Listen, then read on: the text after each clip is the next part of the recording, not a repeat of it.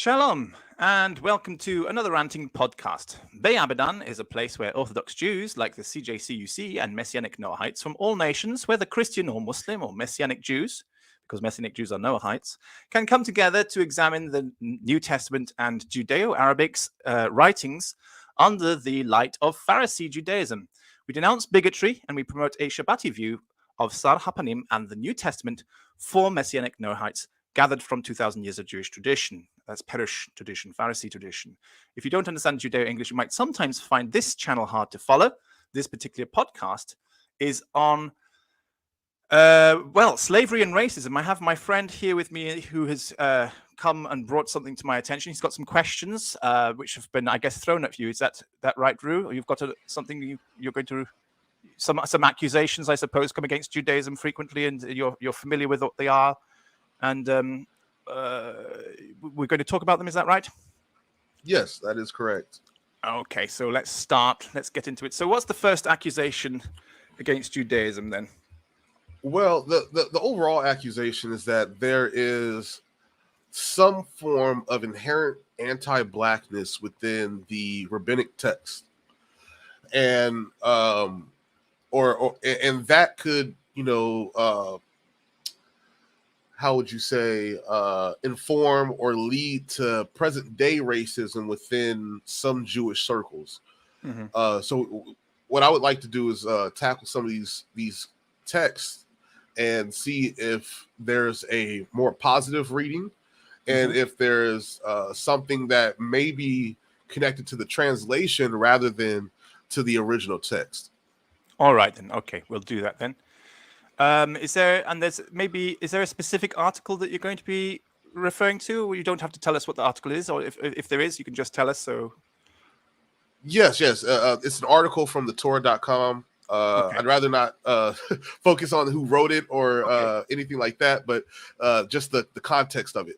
Okay, very good. All right, so let's go through it then. So let's bring up the first thing then, and let's have a look and see what we can do. Okay, well, the first scripture that seems to be in question is a text from the Babylonian Talmud, Bavli Shabbat 31b. Shabbat 31b. All right, let me get it up. In fact, tell me what all the other sources are, if you can, and I'll put them all up on screen as we go through. So Shabbat 31b, let's have a look. We have Bavli Kirushim 49b. Perushim 49b, okay. Let's see, that is still Kirushim. And then we have Tosefta Berakot 6, 3, and 4. Okay, I don't have access to the Tosefta, but we'll look. We can quote it up. And I have the Tosefta here. Okay, very good. And what else? Let's see. Then we have Genesis Rabbah Lech Lecha 40. Genesis 40. All right. Is it it's Genesis 12. Genesis 12, 13. But it's in Genesis Rabbah Lech Lecha. Okay. Oh, Genesis Rabbah Lech Lecha. Okay. All right. Yeah. Okay. Okay. Right. And anything else? Yes, I believe this is also from the Bavli, and it's Berakot 31b. Berakot 31b.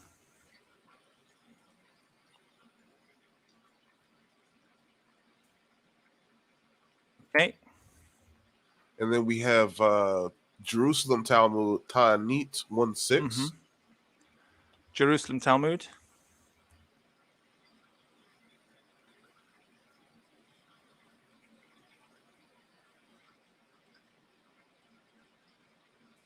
Okay, and then let's see. Ta'anit. What was the number for Ta'anit, please? For which one? Ta'anit? Ta'anit, yes. 1:16. Ta'anit 1:6. Okay. All right. So let's have the first one. So the first one then, Shabbat 31b. What's the accusation? Okay, Shabbat 31b. The accusation is... Okay, so it says it's dealing with the wide feet of Black African or Black people. The problem I have with this assertion... I have white feet. Just up front, yeah, is that my feet? I call my feet are. I use the phrase duck feet. Because when I put my feet on the, I bet you my feet are wider than anybody else's feet. When I put my feet, it's like you're looking at a disc on the floor.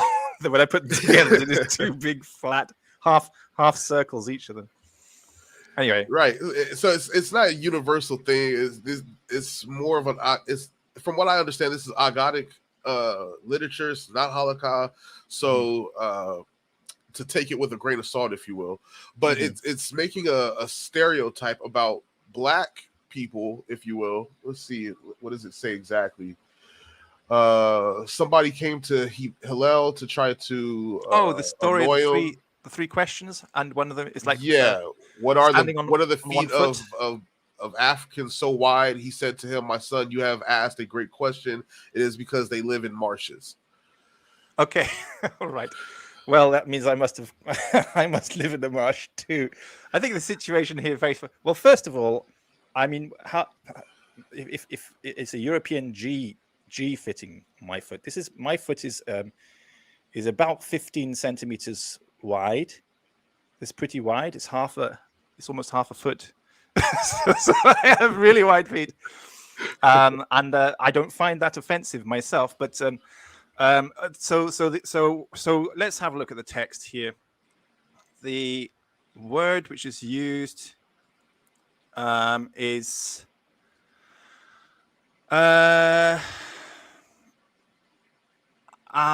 it is Afrikaim. It refers to a Hebrew tribe for a start, which is probably why I have white feet, since I'm a Hebrew. So it's talking about a particular kind of Hebrew, after which the continent of Africa was named. So so I'm not sure what we can do with this, but if people are upset because it's talking about a particular a tribe of Hebrews which existed in Africa, after which the continent of Africa is named. Let me have a look and see. 36. I think I've just lost my my open page. 31b. 31b. Shabbat 31b. Babylonian Shabbat 31b. Okay.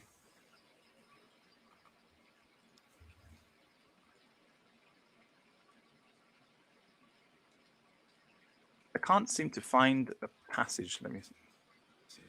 Hillel. Can't find anything with Hillel. Maybe I've opened up the wrong one. Shabbat 31b. Maybe we'll have to open up the article after all, because I can't seem to find anything with Hillel in this passage.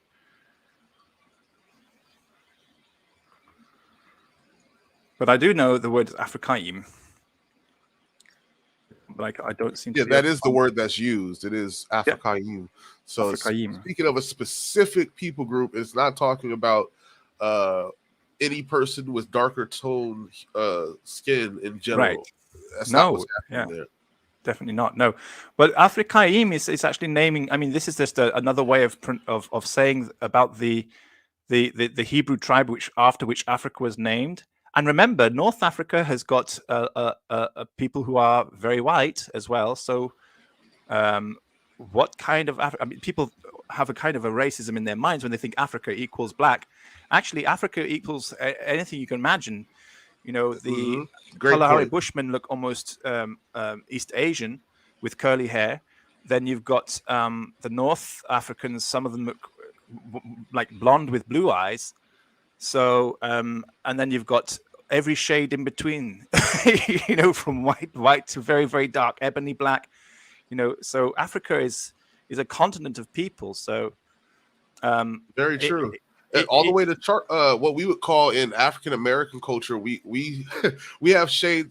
The way we talk about color within the Black culture is you have what is called ruddy or red black, and then you have blue black, which is like the so it goes from ruddy, which is like the lightest variation of black, maybe somebody like Keegan Michael Key or Pill or those type of guys, and then you have blue black, which would be more aligned with historically what we would call Cushite people, or you know,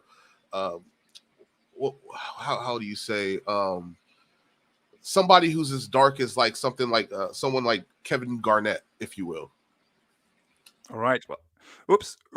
Sorry. Yep. Sorry. I just missed what you said for a second. I was about to add the screen and I clicked the wrong button. Sorry. So if you can just repeat after Kevin Garnett. Oh, that was it. I was just saying that there's two extremes within Black culture in America when we speak about color. So I don't think that in this context, the scriptures are speaking about any kind of color. It's not saying anybody from Africa is a certain color. It's not. I think what's happening here. I mean, the context of this situation, very simply, this is the word. Just I've found it. It's here. This is the section. It's part 3. So the context of this situation is very simply, there is somebody made a bet to irritate Hillel and show that Hillel's not a very patient person. He made a bet that he can irritate him by asking idiotic questions. That's literally the point of this. And I think what's happening is that people are taking this out of context. Hillel is being very patient with the person who's literally, the context is asking idiotic questions to irritate Hillel. And Hillel is being very patient with him. And so he's giving answers to everything as in the best of his knowledge. Now, Hillel is not meant to be an omniscient source of all knowledge. It's just trying to show the patience of the man to take seriously the questions and try and think of an answer. So he's not an anthropologist. He's not a geneticist. He's not a doctor. He is simply a master of halakha. The guy is coming and asking him an idiotic question about a particular group of people, which is called Afrikayim, which sounds Africans. But this isn't the Babylonian Talmud here. But we should be very careful when we say Africans today and project our understanding of Africa today back into a time when the Babylonian Talmud was written and say, wait, are we absolutely certain that they were talking about Africa at that time and not specifically about one of the Hebrew tribes after which Africa was named?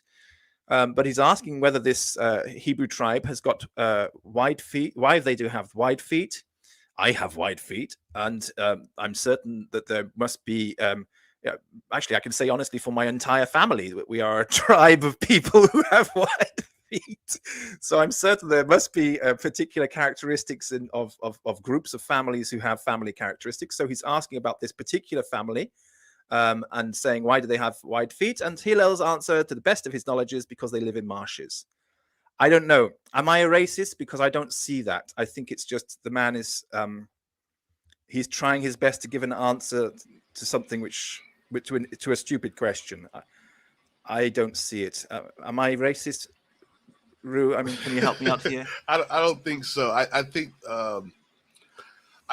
sometimes in modern days we tend to project our modern day form of racism onto ancient texts. Yeah, and I think that's an error. Yeah. I think so, because I don't think we can call anybody racist from using that one. I would have thought there are more difficult texts that you could use than that one. That one is just meant to be an idiotic question, and it's meant to be showing how patient Hillel was.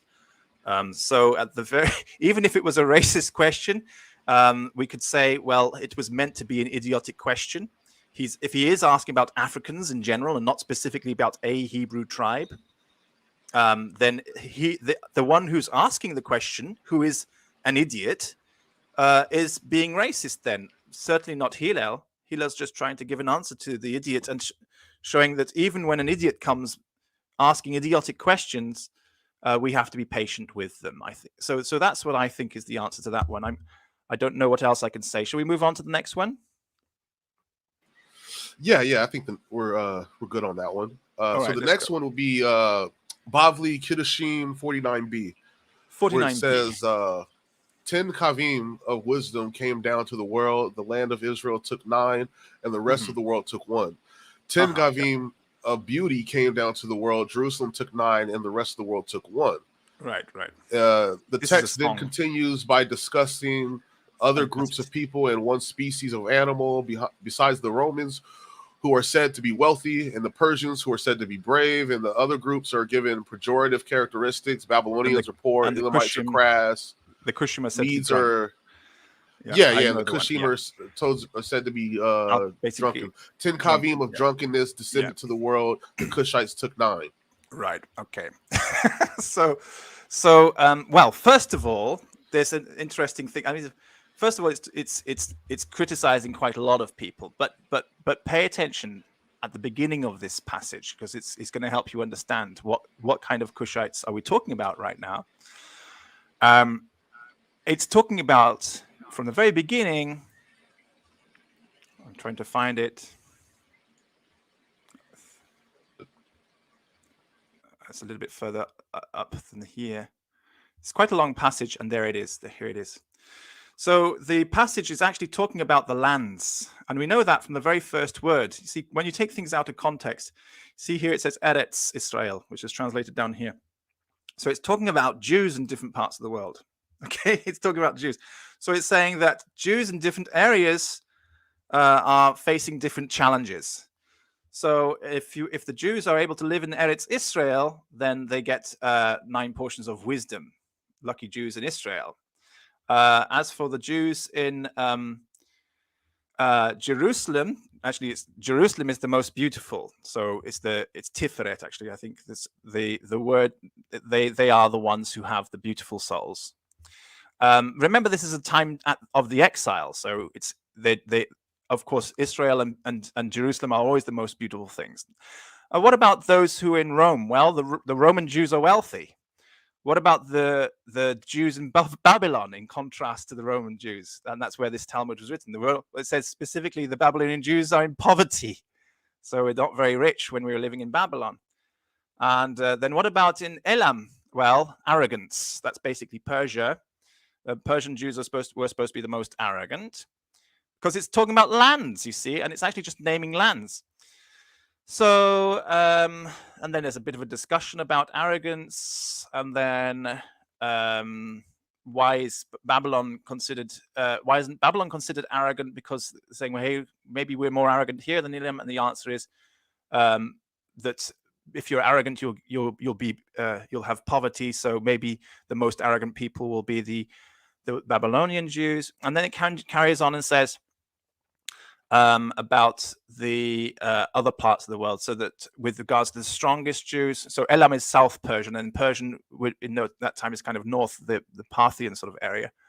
So the Parthians are the strongest, or the Jews in the Parthian areas are the strongest.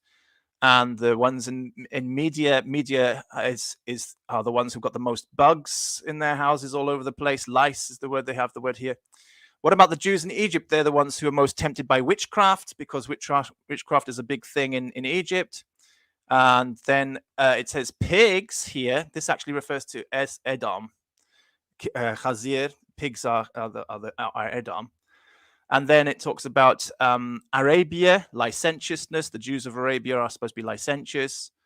And so by the time we get to Cush, it's drunkenness. Now it does distinguish, though. It does there is a difference, though, because it does have women here, Kushim and Avdim, while all of the others were places which are named places. The last 3 are in a kind of a difference from the rest of the passage. The rest of the passage is mentioning lands, very specifically the land names, but the very last 3 are mentioning types of people: women, Kushim, and Avdim. So it's a bit odd that this is here, and you could even argue that because of the difference in language of these last 3, that these last 3 have been inserted at a later date. They were not part of the original text, because otherwise it should have said Kush rather than Kushim in order to be in harmony with the previous ones.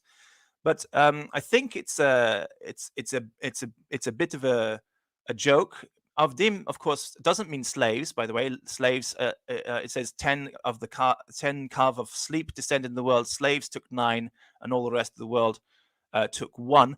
This is the same word in Hebrew for workers. Employees. So it means people who are employees are going to be the laziest, and anybody who's not an employee is going to be not lazy. So that includes a whole lot of people, who are going to be contract workers. So it's not limited to one area, and women is not limited to one area. And I guess the argument is that kushim is not limited to one area because neither are the women and neither are the workers who are mentioned on either side of the kushim. So that's probably where they are arguing that this maybe is racist, because kush tends to refer to it means burnt, I think, which is exactly the same meaning of Ethiopia. It comes from the Greek word for burning. So that could be why they are saying that. I haven't found a historical account that shows that just because a person lives in the burnt lands, meaning hot, that means that they are burnt, so they're dark. Have you found anything that says something like that? No, not really. And we know that there's more than one Kush as well, by the way, just so you know. Yes, there's an Asiatic Kush, and then there's a Hamitic Kush, correct? Well, I know that there was another Kush in north of Mesopotamia. There was a place which is Kush-e-Dar, which was part of Mesopotamia in the northern part of Kush-e-Dar. And so we are not entirely sure at this point whether Kushim here is referring to the land of Kush, which should have been mentioned as Kush, or whether it means Kush-e-Dar in the northern part of Mesopotamia. So is it actually referring to a kind of Mesopotamian? Because women are everywhere, and there are certainly women in Babylon. That actually would make more sense, because this is a Babylonian Talmud. It's a Bavli context. So why would they be speaking about a people group that they have no interactions with? That would, that's curious. I mean, because it's not in the list of countries, as I say. So it could have been added on later, but it's not in the country list. All the others until this point is a country list. And then we have 3 kinds of people who existed in Babylon. Women existed in Babylon. Workers existed in Babylon. So why not Kushim? Maybe that's a kind of Babylonian as well. And that would make sense if it referred to North Mesopotamians who are called Kush-e-Dar. And there's quite a lot of research about North Mesopotamia as Kush. Even the area around Tabriz, in very, very far north in Persia, actually is there. I think it's a little bit further than that. They actually found there was a researcher called David Roll who did a lot. He's a biblical archaeologist, and he found a lot of references to a researcher. Yeah, he is. He found a lot of reference to a land of Kush up there in basically the Caucasian mountains. So it might be we're talking about a Caucasian kind of Kush at this point, referring to the Kushim, the local Kushim. And if that's the case, then Caucasians are quite famous for being drunk. So it could actually make a lot of sense if it's talking about a very different type of Kush at this point. That sounds kind of racist, Joe. Sorry. I'm just thinking, well, if you go to the Caucasian mountains, you're into sort of former Soviet Union area, and I'm afraid that alcoholism is a serious problem in that sort of area. I've been there. I have ancestors from there. And there's unfortunately a lot of alcoholism. It's a generalization, but the point is, maybe they're talking about North Mesopotamian Kushim who are quite famous for being alcoholics. Sorry for all of you up there. Not these days, of course, because Islam has actually dealt with the alcoholism, which was a problem before Islam in those parts. But still, of all the Muslims in the world, it's actually the Muslims of Turkey, which is again up there in the northern part, getting toward Kush-e-Dar, who are most famous for being the ones who like to drink still as well, and also going up further there. So maybe we've got the wrong understanding of Kush in this situation, but maybe it actually is talking. And again, let's not forget that it could be we're talking about Jewish women Jewish Kushim and Jewish workers. It's a bit of a joke. This song is a bit of a joke. It's a fun thing showing how the characteristic of Jews in these different areas are facing different challenges. Jewish women are said to be the most chatterboxy. Jewish workers are supposed to be the laziest, and so Jewish Kushim, meaning maybe Kushidag or a part of Mesopotamia, are maybe the ones who are the most famous for having a little bit of a tipple every now and then. Maybe that's the context. So I don't think that this is racism again, because it's unless it's racism against Jews, because the context is Jews.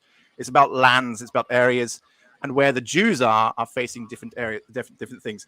Now, I don't look, just so you know, I never look at when you look at the text here, just so you know, I only ever look at the dark, bold writing. I never look at the light writing, because the light writing is interpretation from different schools, mainly from Chabad. And I don't follow that. The lighter writing, I only follow the exact dark wording, and the interpretation is from a different school, because I'm from a different school. So I'm telling you as best I can from a different school. Maybe Chabad have got something to answer for. I don't see specifically here, but maybe even Chabad has the same opinion, because this is, as I've been taught, about Jews in different parts of the world. So I don't think that's racism, except against Jews. But Jews are always making fun of ourselves, and so we don't consider that to be racism. We just make fun of ourselves in different, that's one of the things we do. All right. Shall we move on? Yeah. There's a good comment from Israelite Kahal von Sof. Yeah. He says, could it refer to Afro-Abkhazians, since Herodotus already referred to people of woolly hair living in the area, and maybe it's not being racist, but trying to explain physical characteristics. Well, that's interesting. You know, the Abkhazians, the Afros, the Abkhazians, this is a very interesting cultural phenomenon of the people up there. They actually glue, some people glue their hats. They get they have this very fuzzy, frizzy wool of their sheep, and they glue that sheep wool to their heads, because they want to keep that hat on their heads forever, because it's a kind of a status symbol to have that kind of frizzy hair in that part of that culture. If you're talking about Abkhazians, so maybe it's talking about Abkhazians. Again, it might be a kind of a Caucasian people. So I think that's probably relates to something that David Roll was saying as well, actually, Israelite Kahelavan stuff. So again, Abkhazia, that's this North Mesopotamian Kush type, which we're talking about, I think. So, and Herodias mentions that, and actually, it's interesting.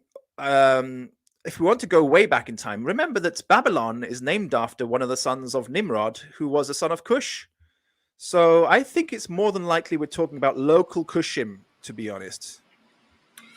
Yeah, I mean, and you have, I think there's a city named Kush or Kosh, in the same area. So and Nimrod, it would make sense that they're talking about local populations rather than makes sense. A worldview, and trying to make some type of statement about racial, because racism and racial ideology is something that became popularized in the medieval era into the Enlightenment period. Yeah, it wouldn't have any standing in the era that the Talmud was written in. Right. Yeah. So it doesn't. I think it's most likely we're talking about a local population who are famous for drinking. And again, the key point to remember about that is we're talking about Jews in that area. So that's another important thing to hold in mind. We're talking about the Jews in these areas, and also in the last case, the last three, Jewish women, Jewish workers, and Jewish Kushim. So in that Right. particular area. So And that's a very important thing. Yossi Ben David in the chat is making a great point.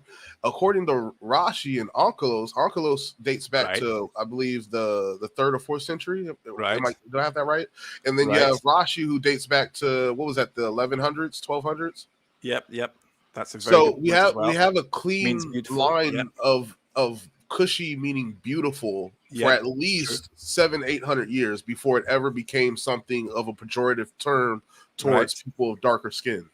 And drunkenness can refer to playful as well, or flirtatious. So it makes a lot of sense to say that beautiful people being flirtatious or playful.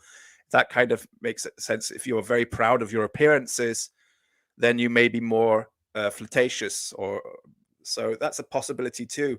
So it's talking about challenges. The point is, it's talking about challenges which are faced by Jewish people of this kind. So it could be saying that beautiful Jewish people are more likely to be playful as well. That's another way of thinking it. So it's not right to project back onto this our modern mindset of racism.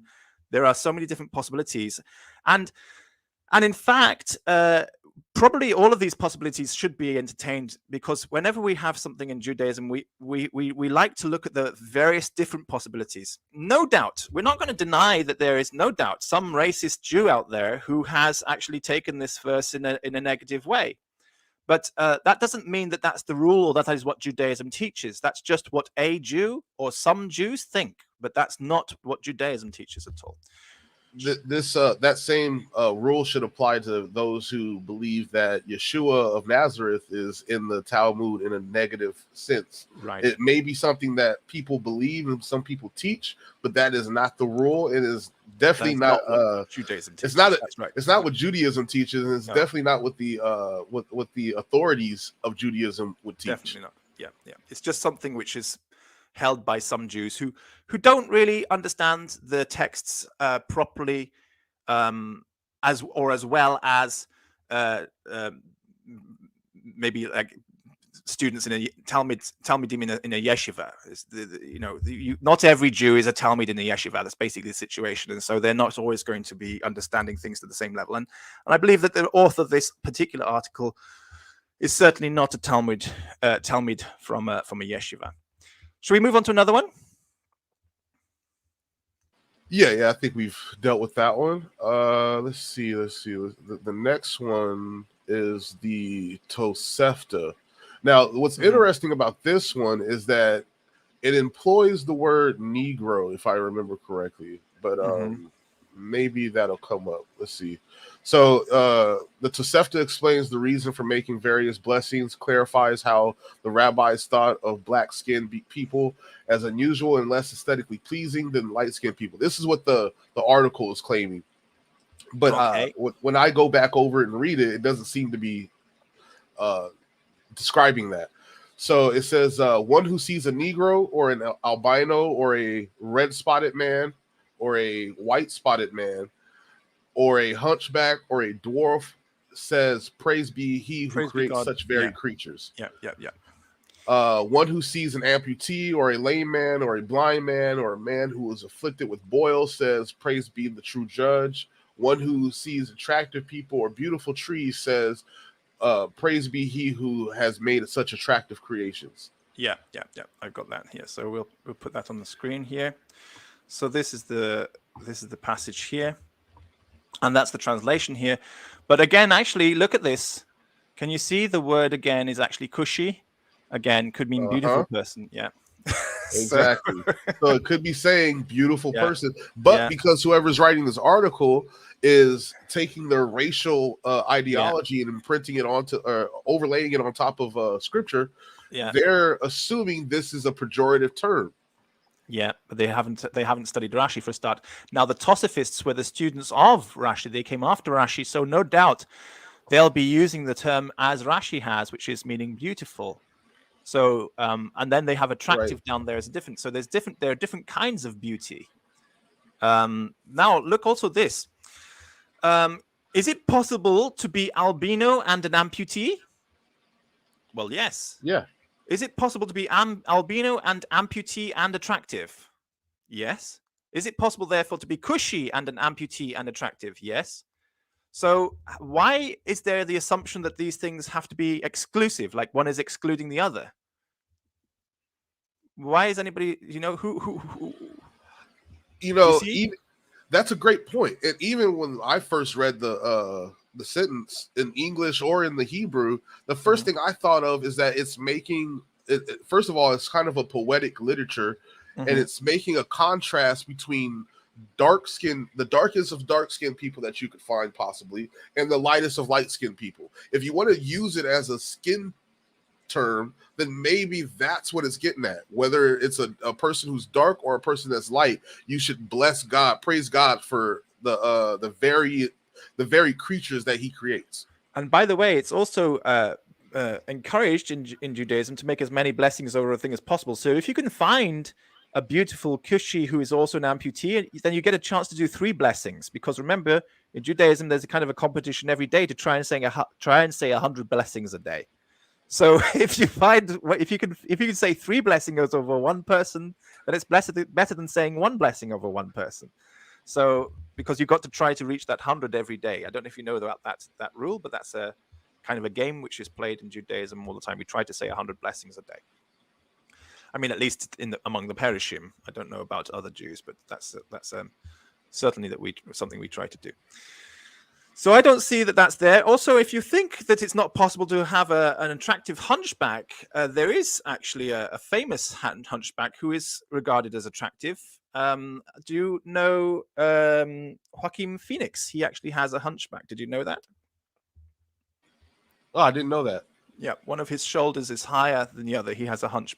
It's a genetic condition, and he's very attractive. So it is possible to say that a hunchback can be attractive as well. And of course, attractive dwarfs as well. There are plenty of them. So this idea that the first group is somehow not pleasing and are distinguished from the last group is ridiculous, because you can be all 3. You can even be of the first group. You can be a dwarf and you can be cushy, so or albino. So it's kind of ridiculous to say that these are somehow excluding one another, and that this word actually means only a black person, and that they are in the first group, which are unfavorable. This is really stupid. This is a ridiculous way.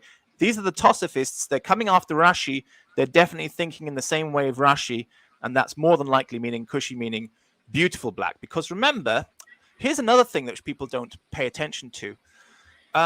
The European, even Rashi's an Ashkenazi. Ashkenazim were quite dark, and that's one of the reasons why the Nazis didn't like us and put us into the death camps. Well, we were quite dark. Why? Because it's a cultural thing, or it was a cultural thing among the European Jews, that the more attractive people were the darker people. So men wanted to have darker wives because they were considered more beautiful. And that goes way back to, by the way, the Song of Solomon. So do you know, in the Song of Solomon, they talk about the beauty of the ebony skin of the beautiful bride there in the Song of Solomon. So I think it's really a strange way of projecting a very modern view onto medieval Jews who just didn't think that way. Absolutely not. No. So Cushi was actually something beautiful, and that was considered more attractive, at least amongst the Jewish population. Even the Ashkenazim, who are famous for being white Jews, that's why, by the way, you'll find every now and then Ashkenazi Jews have got some Ashkenazi Jews have very tight, frizzy, curly hair. Have you noticed this? They're often red-haired, but they have very tight, frizzy, curly hair. I don't know if you've noticed that.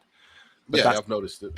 Probably because we have ancestors who were from Africa, and that would be because they would be the most beautiful ones. Yeah, this is shown out in the genetics of Ashkenazi Jews. Yeah, I want to say about 20%. About 20% of male Ashkenazi Jews have a African haplogroup, if you will, or Asiatic haplogroup. Yeah. And then I want to say somewhere around 20% of the females also have an Asiatic haplogroup. Right, that's right. Like you'll see, it's common for Ashkenazi Jews to have L2. L2 is a West African haplogroup. A perfect example. A perfect example.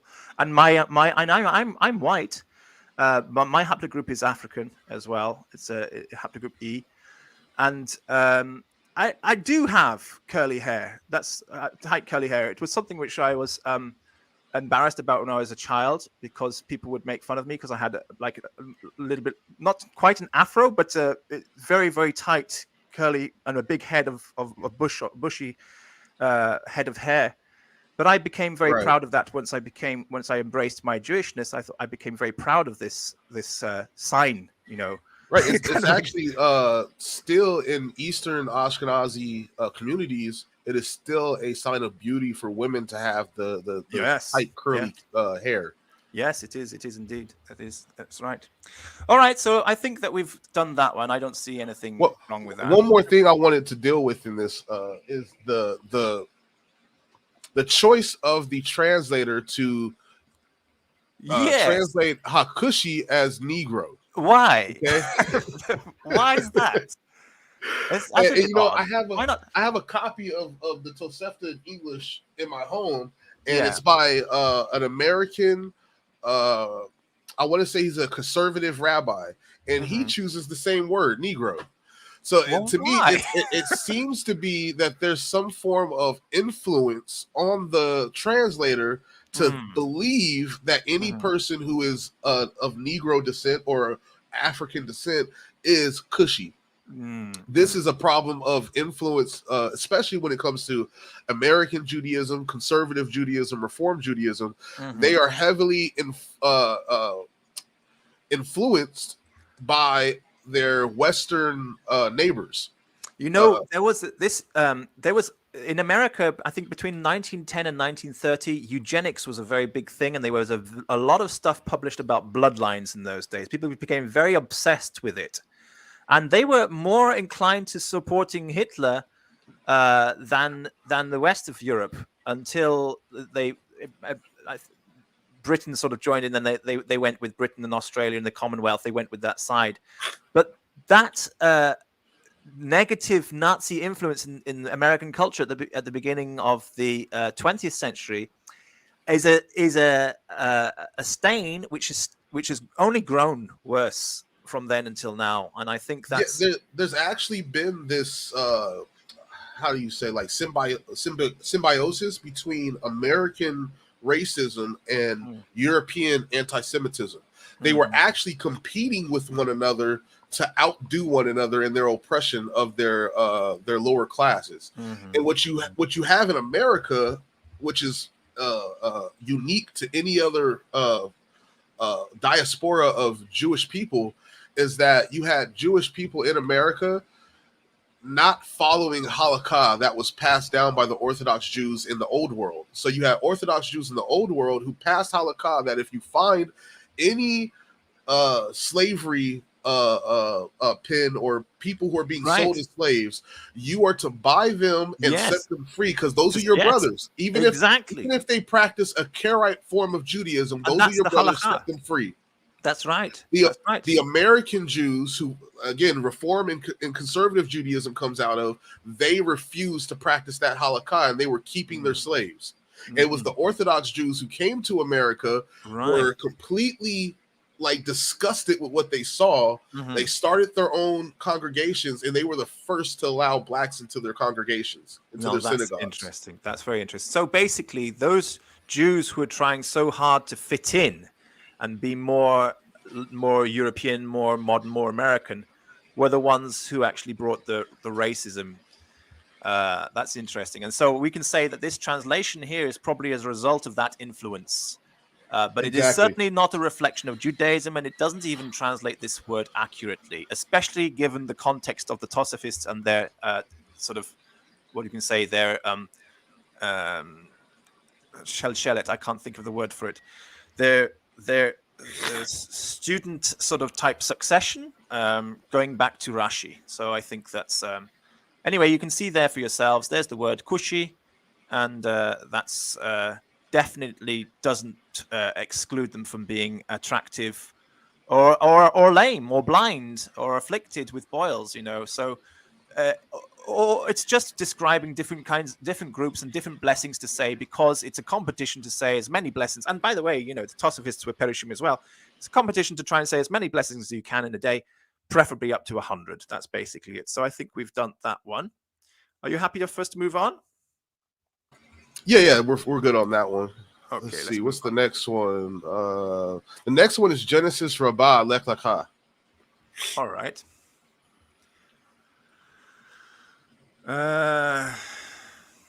Genesis Rabbah Lech Lecha. Genesis 12:11. So 12:11. This is basically when Abraham is going to Egypt, I think, with Sarah, and he's concerned that people might be not treating them well if they know that she's his wife, and they'll treat them better if they think that she's his sister. And let's see. That's interesting. So the word they have is kaorim, and what is it? Shechorim. Okay, shechorim and kaorim. It's interesting, these two words here, which are actually referring to the orim, kaorim ushechorim. It could mean as lights and darks, because it's actually as lights and darks. So the phrase anyway here is a place of lights and darks, or lightnesses as dark and darknesses. I don't know why they're translating it here as ugly. Yeah, that's black. Actually really interesting, because you're right. That the connotation that's from those words is it's talking about light versus darkness, as in spiritual context, not a physical, you're light and you're dark. And again, the translation they've put down here is ugly and black. It's actually, there's a place of people who are ugly and black. That's the translation they've given. But if you look, actually, it just says three words here. It's le makom, which is to a place, ka, like, orim, lights, u, and darknesses, plural, actually, to a place of lights and darknesses. So I don't know who's doing these translations, but what I would say is probably we need to have I can say there's clearly some problem with translations which are going on here, but in the Hebrew itself, I don't see that. That's not what's there. It literally says le, to, and it says makom, a place. And when you have makom, ka, it's like with two verbs next to it, and it's got a u here, and. That's the and. So it's a place of kaorim, u, shechorim. So a place of kaorim and shechorim, which is as lights and darks. So it means that we're going to a place where maybe there are good things, but there are also bad things. Now, if somebody says, "Oh, but there's the racism," why does something dark have to be bad? And I'll tell you why, very simply. And there are plenty of Africans who agree with me that when the lights are off in the dark, in the middle of the night, you can't see the dangers around you as well as you can when the lights are on in the middle of the day. So it's got nothing to do with the color of your skin. It's got to do with the fact that there are hyenas and lions and all sorts of things out there in the dark, which you can't see. And they're going to get you if you can't see them. But if you can see them, then they're not going to get you. So being able to see with the lights on is better than not being able to see with the lights off. So it's got nothing to do with the color of skin. It's got simply to do with the fact that seeing is good and not being able to see is difficult. It's not as easy as being able to see. Even for people who are sighted and not sighted, unsighted people, and I'm almost unsighted, by the way. That's why I have to blow everything up so big, because my eyesight is very, very poor. But we don't live in a planet full of unsighted creatures. There are creatures out there that are sighted. And if you are unsighted, you are at a disadvantage because you're living in darkness. Doesn't mean you're living in sin just because you're blind, but you're definitely living in darkness because you can't see. So darkness is more dangerous than the lights on. You can fall down a pit. You can fall off a cliff. You don't know that there's a cliff in front of you. I've been in this situation where I've been out camping and we've been walking through the forest at night. And we think, well, here's a good place to set. Let's just set things down here, right? Okay. And you can't see because it's pitch black, right? You've got your torch and you can see what's in front of you. Let's just set down camp here. You wake up in the morning, you think, oh my goodness, if we had just walked another 30 yards that way, we would have fallen off a cliff. You know, and you can't see it at night. You can't see it. So this has got nothing to do with being good or evil. It's just got simply to do with being able to see where you're going and not being able to see where you're going. So light I'm and starting dark. to notice a pattern. Are you? Yeah. There seems to be a pattern of translations from people who have been racialized. Yeah. There is clear. I mean, obviously, you know, there is clearly a problem with the translation here. A place of people who are ugly and black. I mean, what? I think what I think that there is a genuine possibility of finding that translator and suing the heck out of them and making a ton of money, because that is not what it says. And if I was, I would, if I were the author of the article, I would bring a class action against the translator and sue the heck out of them. Honestly, that's what I would do. Because it's well, actually, probably get lots of people. I would join in because it's defamation of Judaism, and it's just a racist translation. I mean, how do you get that? How do you get that translation from that? That is odd.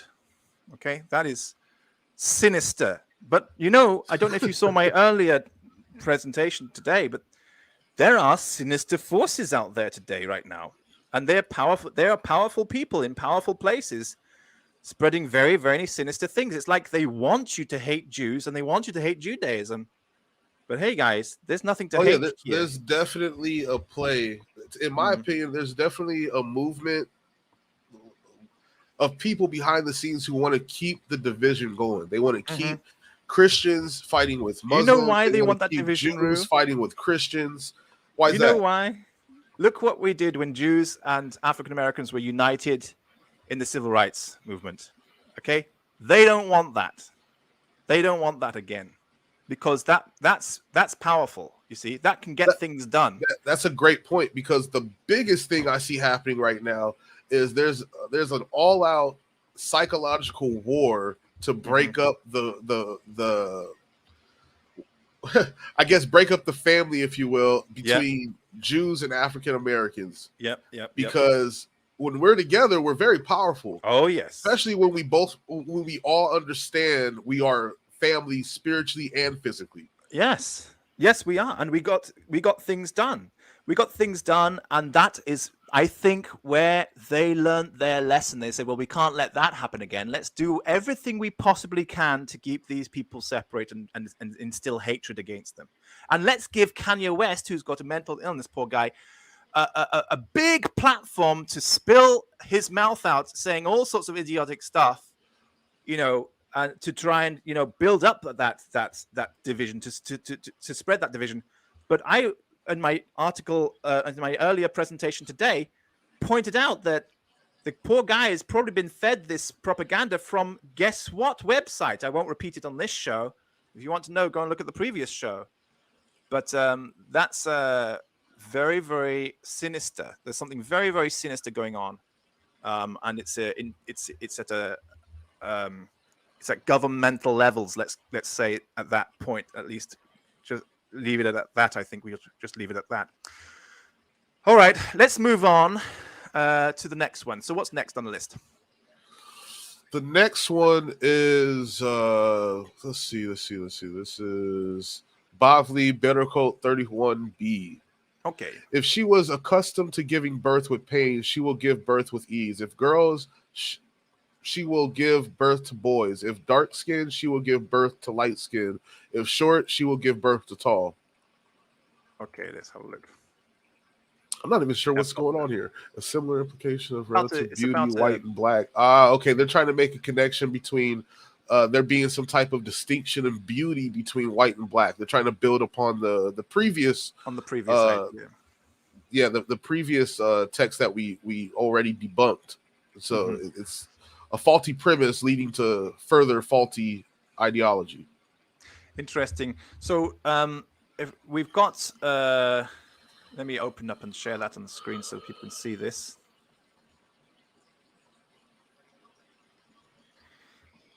Here it is. Did I share that? No, I hadn't shared that. Sorry. Here it is. So this is the passage here, and this is the word again. If you notice, it's the same word we were looking at last time. And in contrast, it's darkness and Lebanon, which is Laban. You get that the phrase Lebanon from that, Laban. So, and then we talk about the mountains of Lebanon. There's so much to it. I mean, you couldn't just say Lavan is white and dark and white, but it's not black, but it is dark. So I think what I'm saying here is it's basically saying that if you have if they take this medicine, let me just try and see, as it was taught, there shall be acquitted, and she shall conceive, teaches that if she was barren, she will be remembered.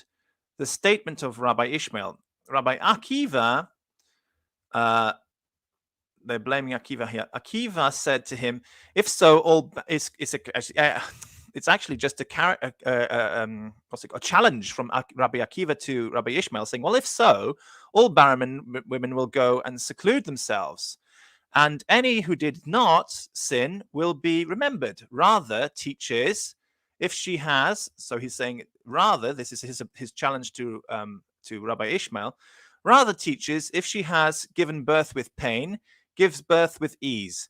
Short gives birth tall. Dark gives birth Laban, light. And one gives birth two. So it's as I say, I always ignore anything except the dark bold words, because everything else is an interpretation from Chabad, and I'm not going to use the Chabad interpretations. So because I'm not Chabad.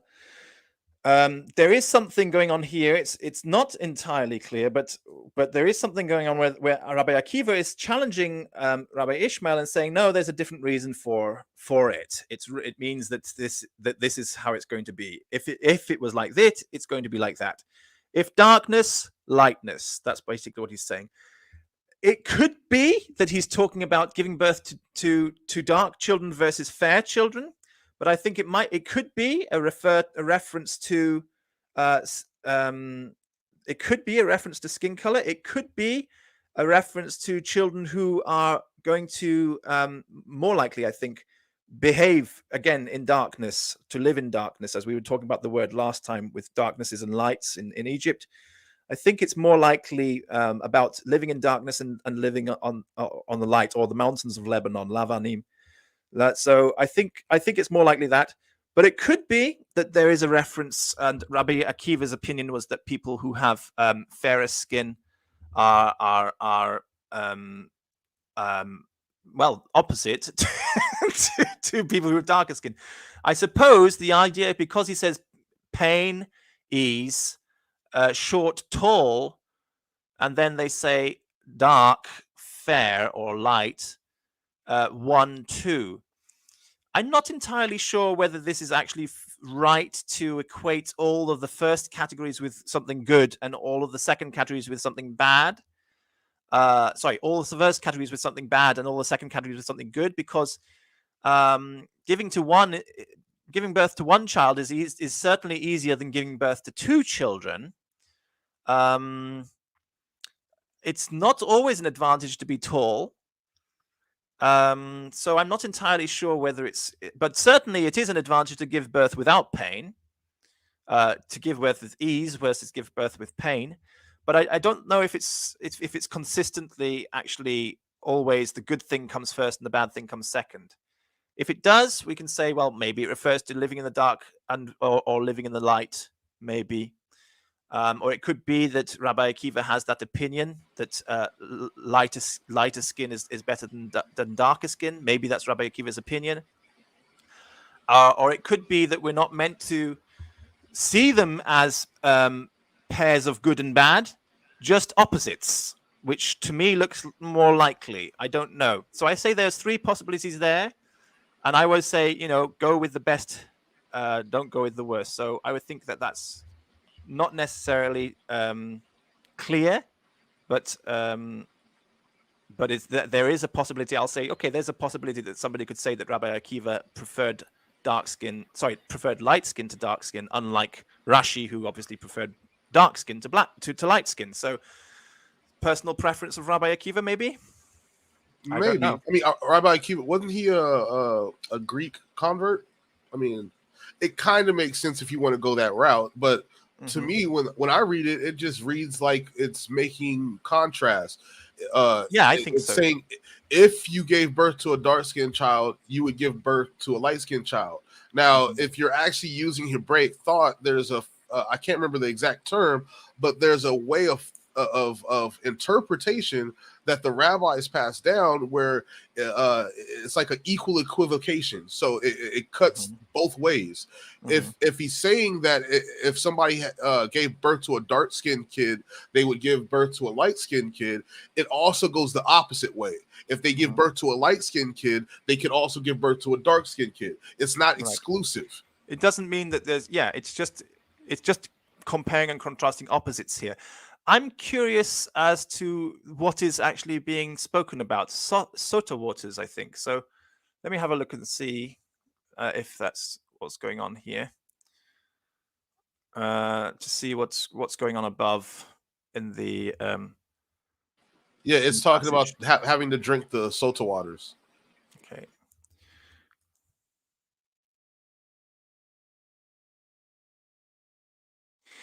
Right. So now pay attention to this. I think this is the key point which has been missed here. The Sota waters are the bitter waters of trial. And the bitter waters of trial were given to a wife whose husband suspected her of adultery, but who had no witnesses to make a formal case.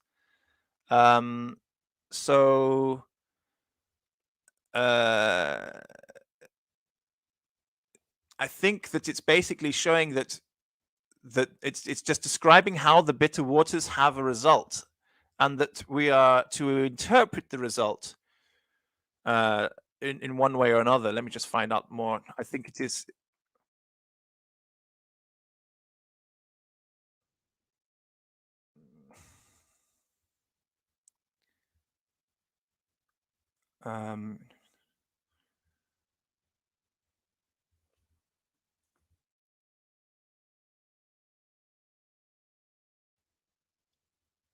Yeah. Okay. So let's just make it clear here that there is no clarity concerning the Sota waters about whether, because it depends on whether the woman is guilty or innocent. So the giving birth to the child here can be depending entirely. Oh, I've got to share the screen again. Sorry. So although I said just now it could be that Rabbi Akiva preferred dark skin, that's the one here. It's the Sota waters. The article here is there for there. So although, and this is the passage here, these contrasts here between these two are not indicating which one it shows that she's guilty and which one shows that she's innocent.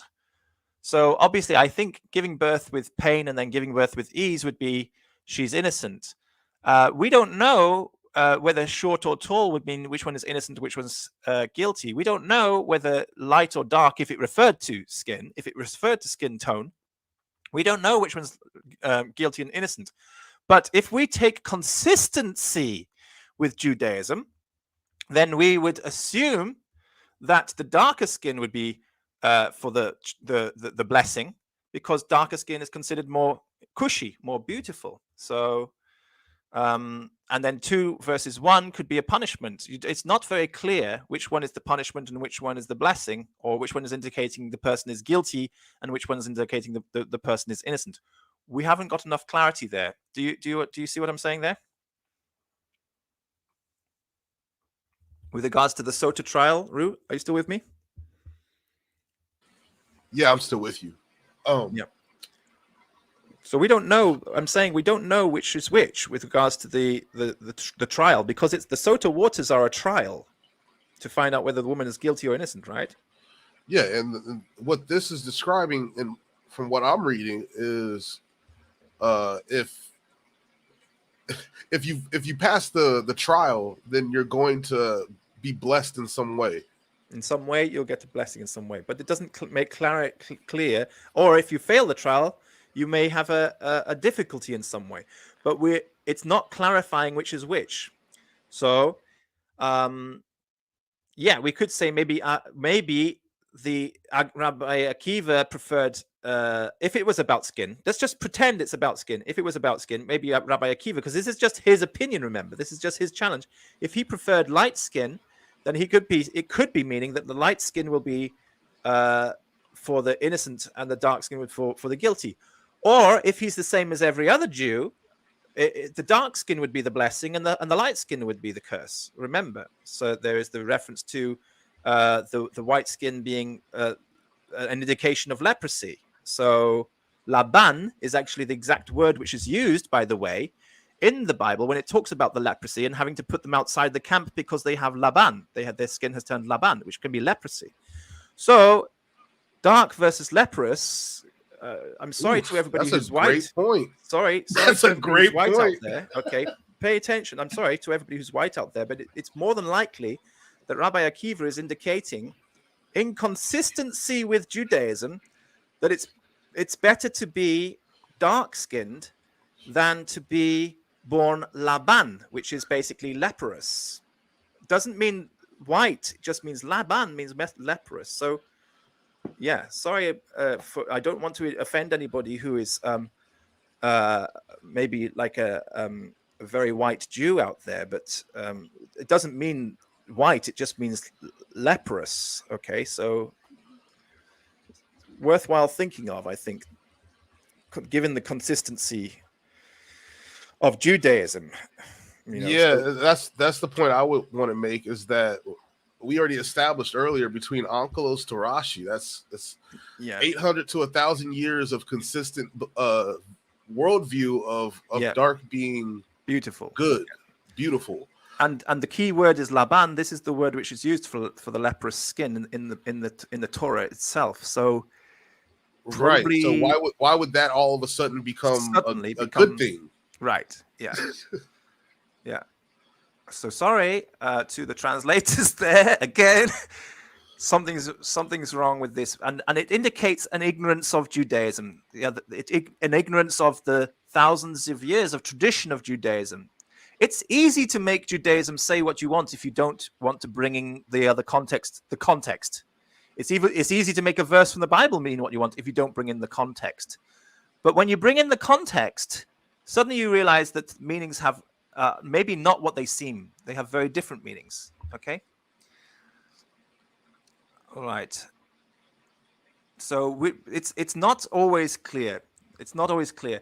I think. I mean, the pairing is there, but which one is the good thing? Which one's the bad? It's not clear, because it's about the contrast anyway between the result which is given for the woman who is guilty versus the result which is given for the woman who's innocent.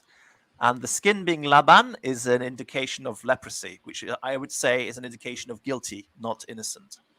Just from the consistency of Judaism, from the thousands of years of tradition, going back all the way to the Torah itself. So I think that's probably the more realistic example there, to be honest. I know we have some people disagreeing with us in the chat there, but I think you need to bring in the whole context of Judaism from Mount Sinai, and that is very clear. Laban is the word which is used there for the leprous skin. All right. So, have we dealt with that one? Do you think? Should we move on?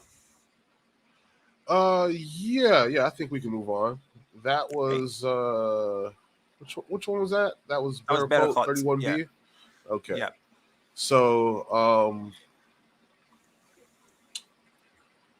yeah, that was actually a really great point at the end. I'm still stuck on that Laban part because it doesn't seem likely that would change to becoming something good overnight. Right.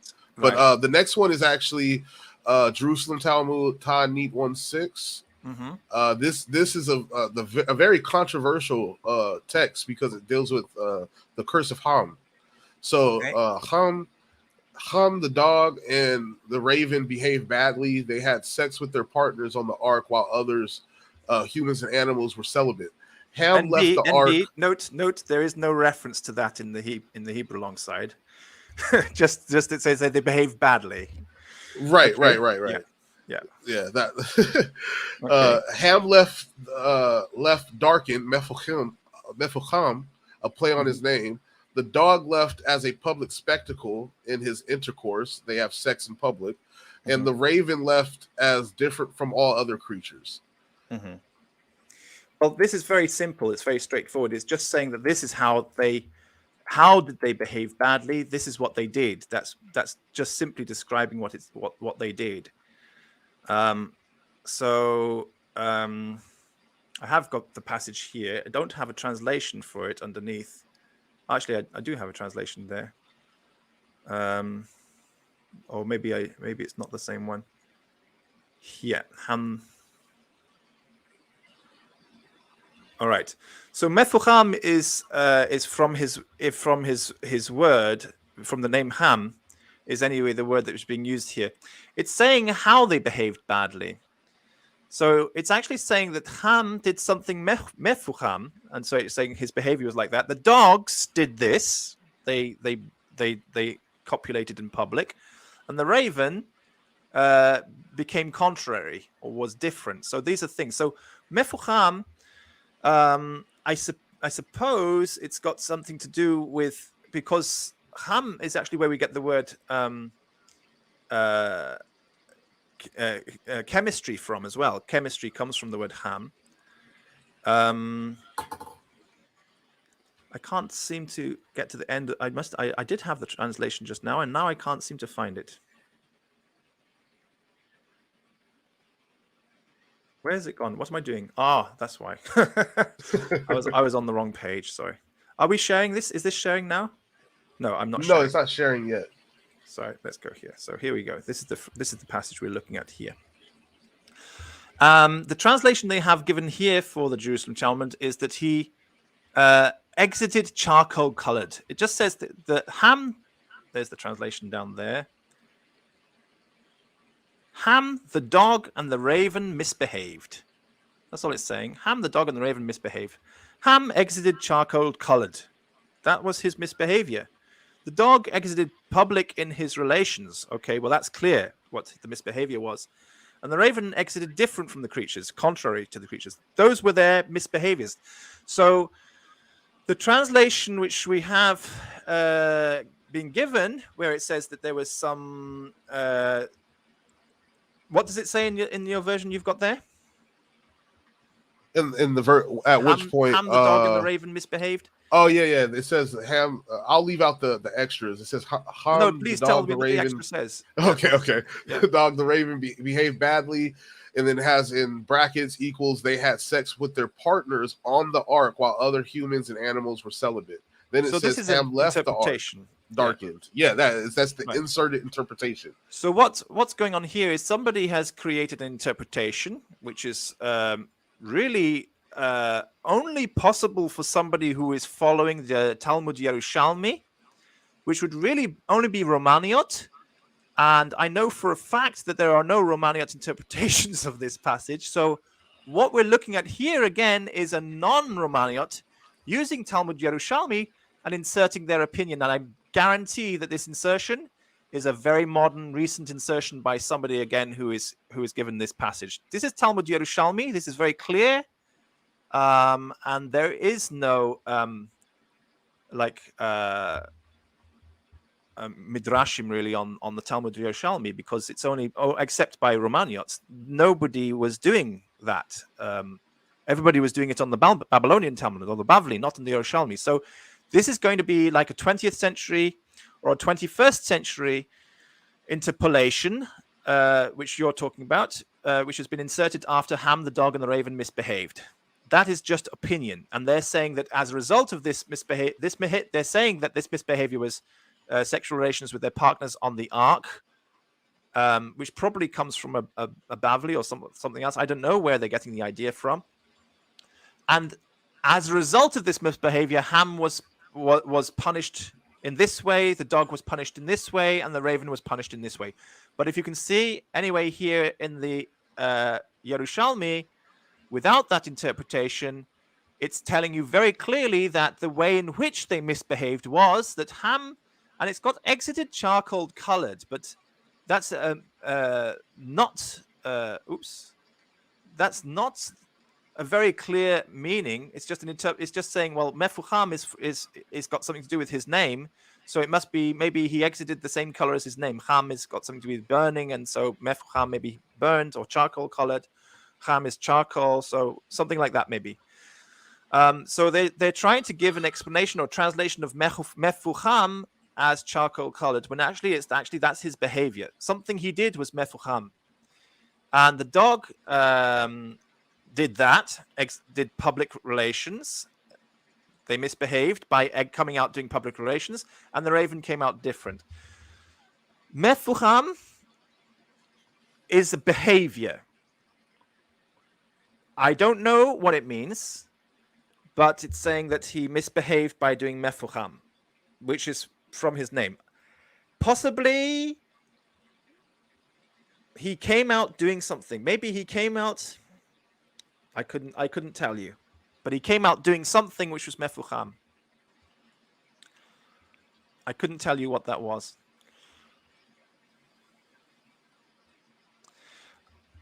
But it's certainly not a punishment. It's just describing what he did. Yeah, the first time I read that, I imagined in my mind that this had something to do with like his actual physical disposition when he came off the a stormy face ark. or something like that. Maybe like downcast. I don't know. Maybe he was burning fires and he was covered with soot. Like maybe it was a literal description of him having done something related to something hot. Okay. So well, that's just me grasping at straws. No, and but it's very unclear. It just says that he came out. The way in which he misbehaved was he came out Mefucham. Right. There's no punishment associated with this. There's nothing else. It's just saying that these were different ways in which they misbehaved when they were coming off the ark, basically. There's another way to understand this also, because I can't remember where, but I know it's somewhere else in the Talmud where it says that the sons of Ham were black like the raven, like dark in complexion like the raven. The sons of Shem were dark but calmly, and the sons of Yapeh were light. It's like light from head to toe. I don't know this passage, but it would be good if we checked it, if you can find it, so we can have a look. Let me try to find it. But I'm thinking that this has really got to do. Maybe you're right. Maybe he was burning something. That's how he was misbehaving. Maybe he burned something. He went out burning something. It doesn't say that there's any punishment associated with this. It's just talking about some activity which Ham did, and you find this a lot of the time that in Semitic literature that they like to make a pun between the name of a person and an action, so indicating that action that they do is something to do with their name. So Yaakov is a heel grabbing the heel, so he's called Yaakov. So it's likely that Ham is doing something Mefucham, and we don't have any more comments from. There was a friend earlier commenting who was a very proficient Hebrew speaker and may have told. Oh, wait a second. Let's see. He's got it here. Same root in modern Hebrew for charcoal. He misbehaved in some way sexually, he says, and they are saying he came out dark like charcoal. No, this is an interpretation which is given from the racists, Martin. That's not actually what it says there at all in the Talmud Yerushalmi. But but his misbehavior has something to do with charcoal. That's definitely clear. Something to do with charcoal was his misbehavior. So, no. Okay, I found the other text that I was mentioning earlier. It's from Perky D. Rabbi Eliezer. Chapter 23. I'm just putting this up. I'm just putting this up for our friend Martin, he didn't say it. So it's literally, here's the text, exactly what it says. It doesn't say anything about sexual misbehavior. That is just an interpretation from the same sort of people, by the way, who say and misunderstand that Yeshu Natsri in the Talmud is Jesus of Nazareth. This kind of interpretation and interpolation is just baseless and unfounded. We don't know, but there was something to do with his misbehavior having something to do with mefucham, but we don't know what that misbehavior is. Mefucham doesn't sound like it's got anything to do with sexual activity at all whatsoever. Okay, so let's stop sharing that. What's the other passage you were going to give me just now, please, Iru? The other passage is from Perke Rabbi Eliezer, and it's I think chapter 23. I'm trying to find it a better source, but 12. It's 12th century. Yeah, it says that the sons of their offspring, Shem, dark but calmly, Ham, dark like the raven, and Japheth, entirely white. Let me try to find that passage then.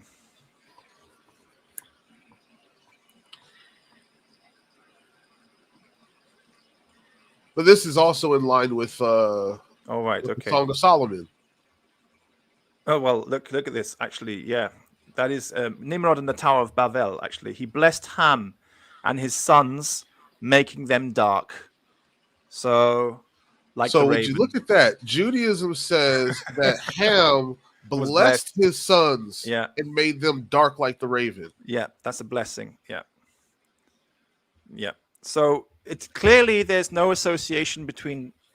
Look, consistently in Judaism, dark skin is a good thing.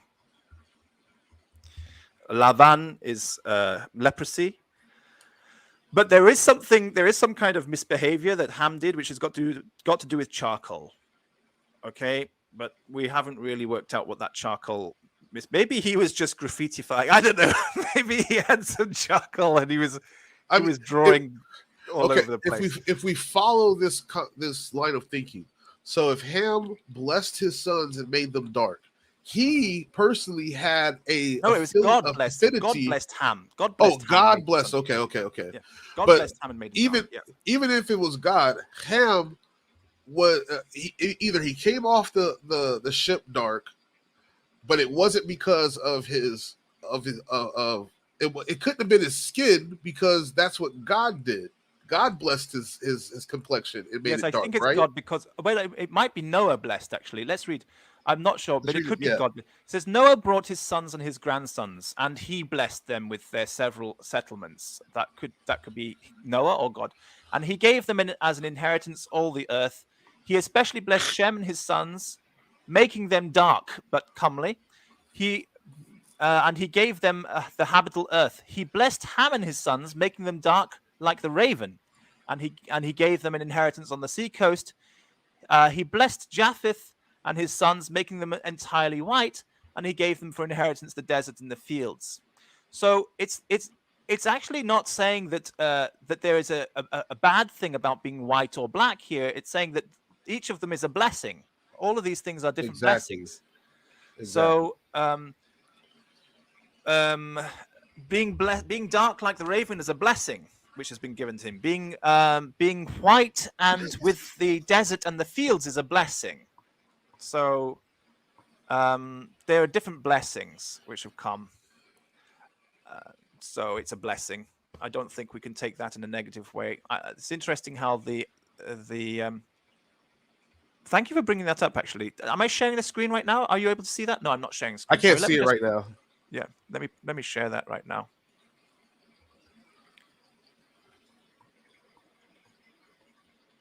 Okay, so this is what we're talking about.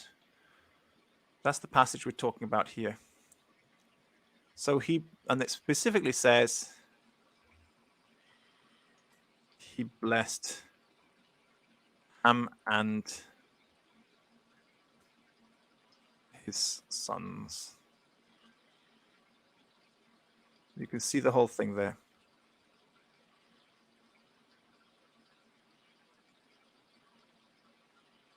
Oops. So this is the passage which was being talked about there. So there's something consistent here. I think people have there's just a bit of racism going on. People are trying to. This comes down to this serpent seed doctrine again. People, the bloodlines doctrines. It comes from this 1920s, 1920s America. And the end result with this is the same thing. The same thing happened in Europe, and the people who got the brunt of it were the Jews and the Gypsies. They said that the Jews and the Gypsies are the seed of Cain. And in America, basically, they blame the black people, and the same racism is their bloodlines. This is the root of it is this evil satanic doctrine of bloodlines, trying to find a way to twist Judaism to fit into it because they don't know how to explain a verse from the Zohar, which is basically about the struggle between the evil inclination in yourself and the good inclination in yourself. How there are two inclinations inside of yourself and they are at war with each other. That's basically it. But no, that's got nothing to do with personal, what's it called? Improvement. It's got that the racists don't want to think it's about personal improvement. They want to say it's about a particular phenotype, whether that's the shape of your nose or the shape of your skull or the color of your skin or the color of your eye or the type of hair you've got or how tall you are. I don't know.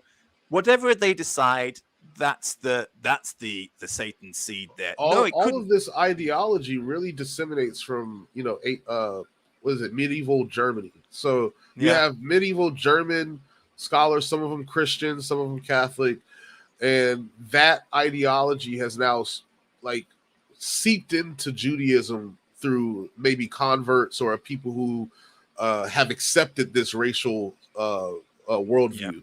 Yeah, but it wasn't always like that, It wasn't. I mean, there may be. I'm not saying that there are no racist Jews in the world today. There are plenty of racist Jews in the world today, and they've been influenced by these ideas. Yeah, but this is something which was alien in the medieval times to the Jews who were facing the brunt of it. Right. So. Yeah, I think there is actually a reference to that. I'm just trying to think where that reference is.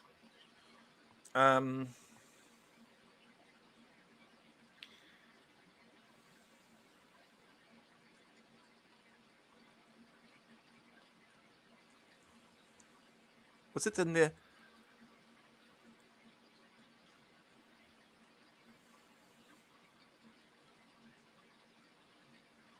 Yes. Right, yes. Abraham ibn Ezra. This is actually in the thing you sent me earlier today. Abraham ibn Ezra, who lived between the years 1089 and 1167. There is a reference from Abraham ibn Ezra, which is indicating that for the first time, this concept of Ham being somehow cursed or not being something, well, the curse of Ham. The first reference to it is by Abraham ibn Ezra, who lived from 1089 to 1167, and he is saying that there are those who say that And what is the word he uses here?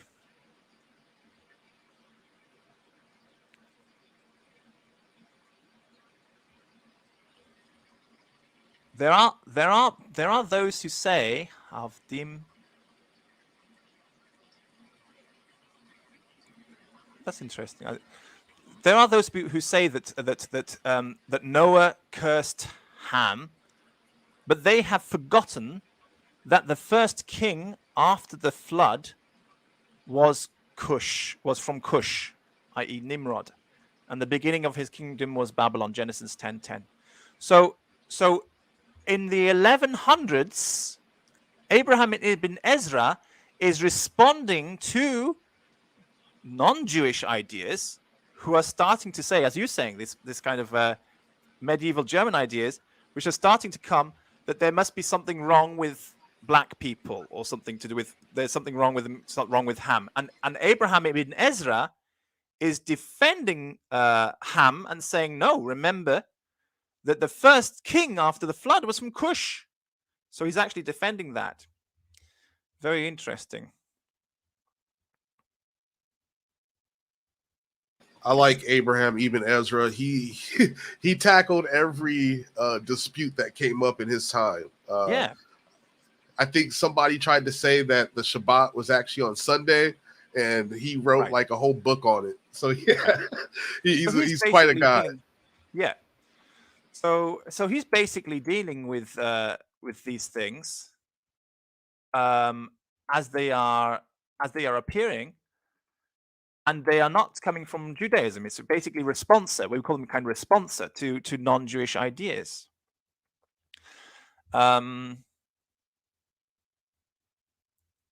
Yeah. So Avdim.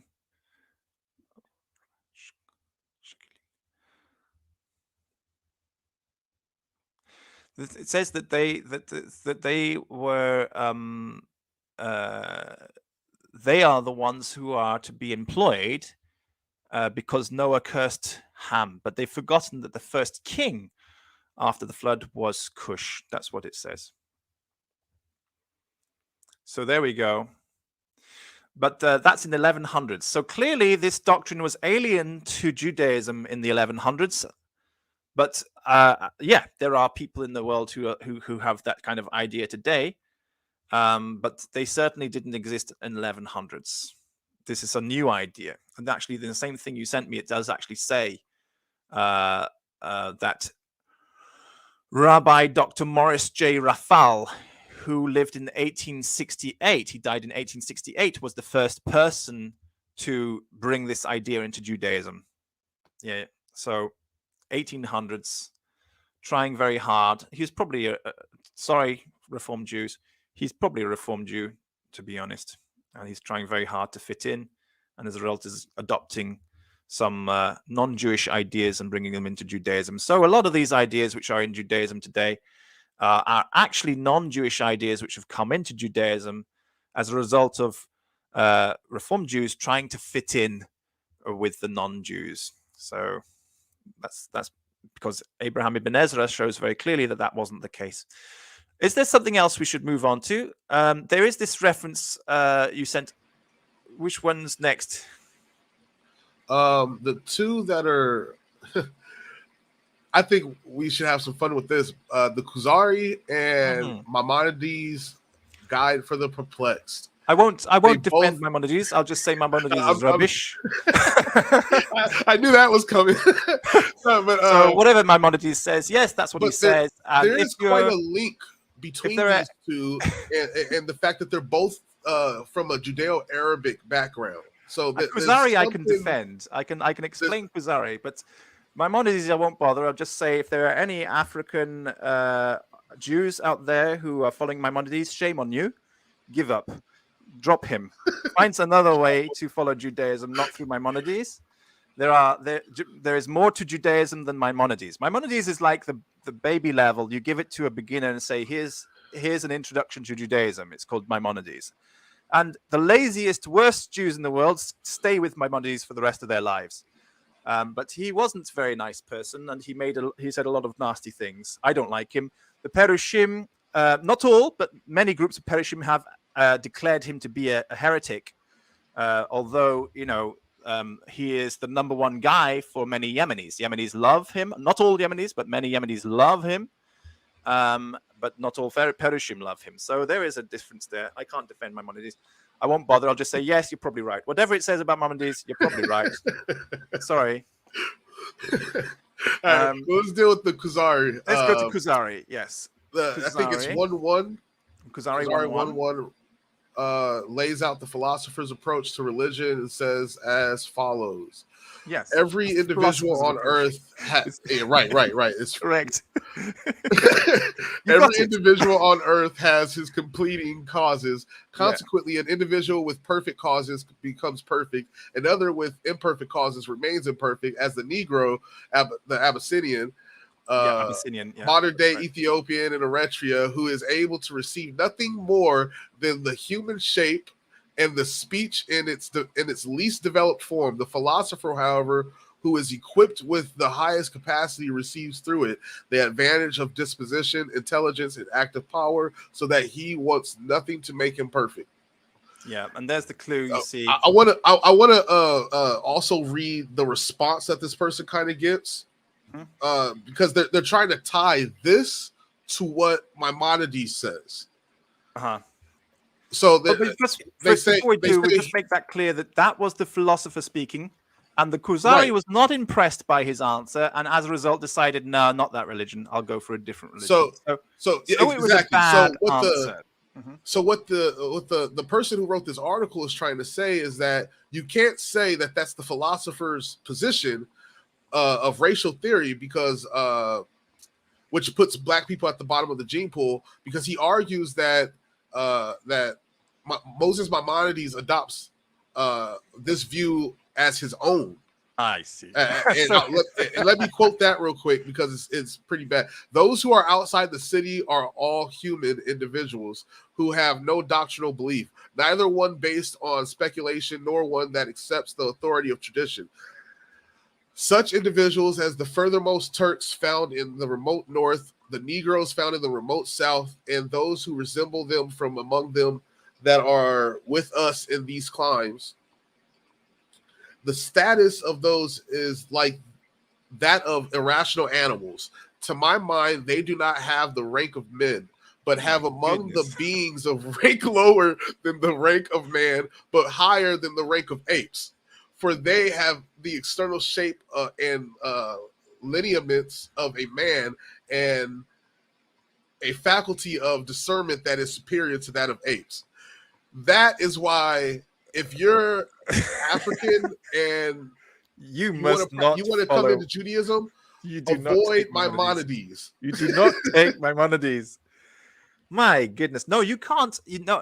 I'll just disagree with the person trying to make a juxtaposition between Maimonides and Kuzari and saying, well, the position of the philosopher in Kuzari is actually the Jewish position because Maimonides says something like that.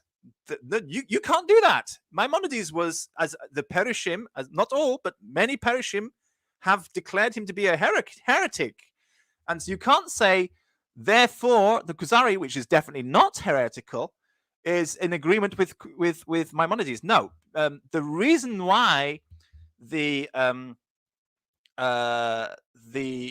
Kuzari doesn't accept the philosopher's arguments is because they're not good enough.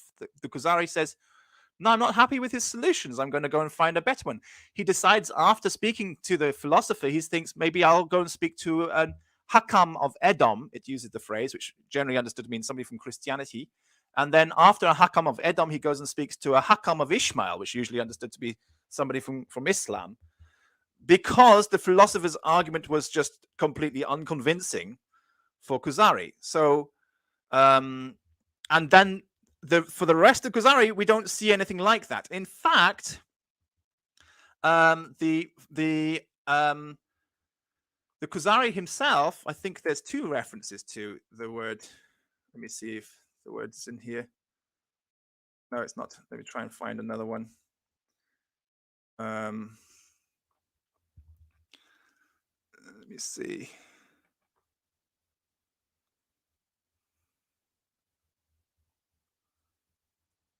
It should be there. Maybe I spelt it wrongly. Let me just try and find it again.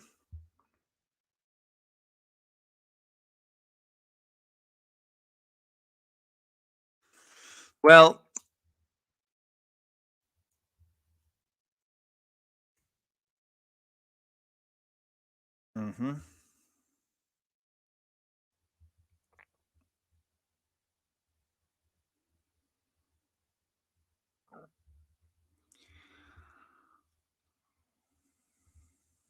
sorry, I'm having trouble finding a passage right now in Al-Khuzari.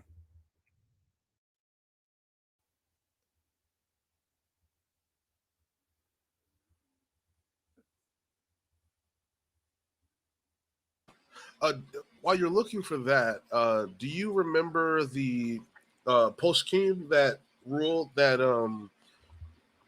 Jews in the Mediterranean area and in Africa and the Middle East are to buy slaves to set them free? Yes, I do remember that. I don't remember the reference. I've got it written down somewhere. Do you want me to get it for you? Yes, please, because the article goes on after this to try to make the claim that Jews participated in the slave trade without giving that context. Okay. Remind me in a second, because I'm actually trying to do something right now, but I think it's in our conversation on Discord together. We've talked about that before. If you want to have a look through our Discord. Right. I'll look through it. I'm pretty sure that it's there. If it's not in the Discord conversation between us, it might be in the Discord section on maybe African Hebraism, maybe something like that. Yeah, I think it is in there. Yeah, maybe it's there. So we can bring it from there for us. By the way, for anybody who wants to join the Discord, if they're interested in this project and like what we're doing here, please do so. Please do. I should get the link for that. If you're going to Discord, I'll grab it. Yeah, thank you. You can stick that into the chat for us. That would be great. And I'm still trying to find this passage from Khuzari. Sorry for the delay, people.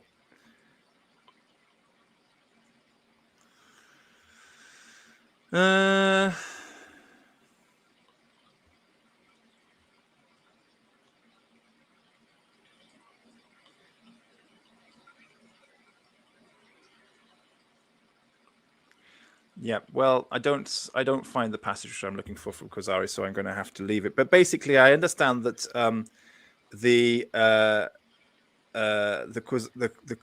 is in the translations of Khuzari, you will find that there is reference to the Khazar saying back to the philosopher, if I had supported my arguments by reference to and he uses a word for black people here, and then it says, i.e., a people not united upon common law, then thy answer would have been correct. But he didn't use that example. And this is quite a nasty translation again, because it doesn't actually use any word there referring to black people. It doesn't use Kushi or dark or anything. Any of the words we've looked at today, is not a single one of them is there. It only uses a word for people who are not united, for a dissident people, for people who are not united. So that's quite interesting that, again, you've got some nasty translations, but the word which is there in Khuzari, if I one day find it, is actually a word which means not united. So that's another thing to bring from Khuzari there. Okay, so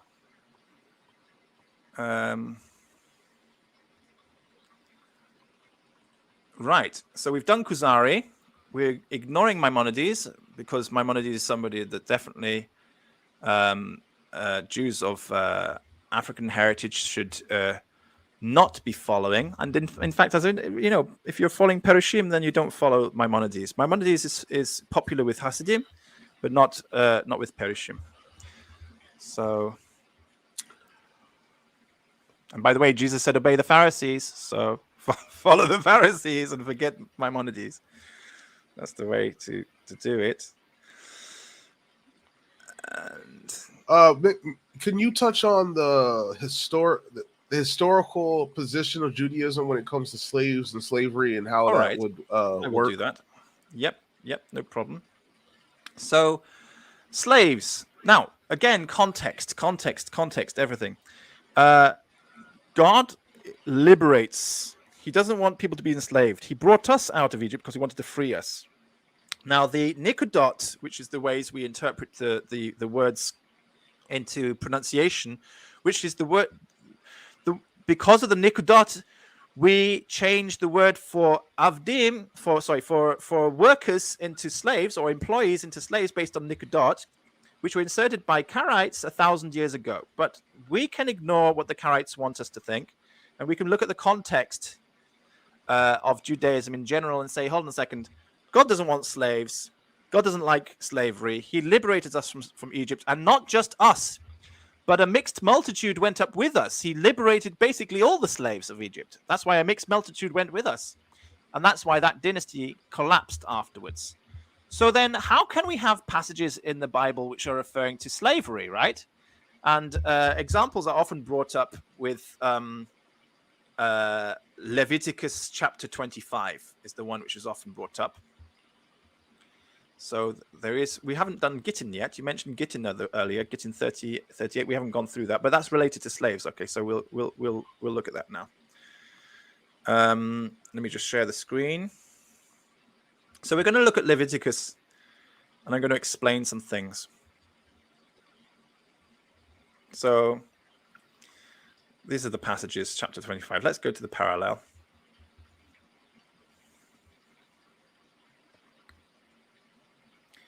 And it starts with, it's around here, but let's go down.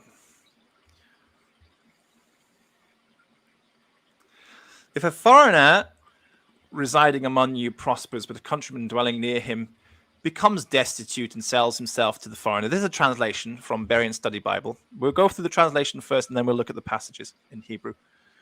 If a foreigner residing among you prospers, but your countryman dwelling near him becomes destitute and sells himself to the foreigner for cash, he retains the right of redemption after he's sold. Actually, I think I'm reading the wrong passage right now. Sorry. It's actually this passage. This is one. If a countryman among you becomes destitute and sells himself to you, then you must not force him into slave labor. This is the translations. Let him stay with you as a hired worker or temporary resident. He is to work for you until the year of Jubilee, and then he and his children are to be released. He may return to his clan and to the property of his fathers, because the Israelites are my servants whom I brought out of the land of Egypt. Or should we say, of my servants whom I brought out of the land of Egypt. They are not to be sold as slaves. You are not to rule over them harshly, but you shall fear the Lord your God. Your men servants and your maid servants shall come from the nations around you, from whom you may purchase them. You may also purchase them from foreigners residing amongst you, or from their clans living among you who are born in your land. These may become your property. You may leave them to your sons after you inherit as property, and you can make them slaves for life. But as for your brothers, the Israelites, no man may rule harshly over his brother. Let me just say very clearly and straight away, if this passage here in the translation given here was true, was accurate, this religion should not be observed by anybody. Everybody should abolish and abandon the Bible immediately, because this is clearly not from God. Okay, this is very clearly not from God.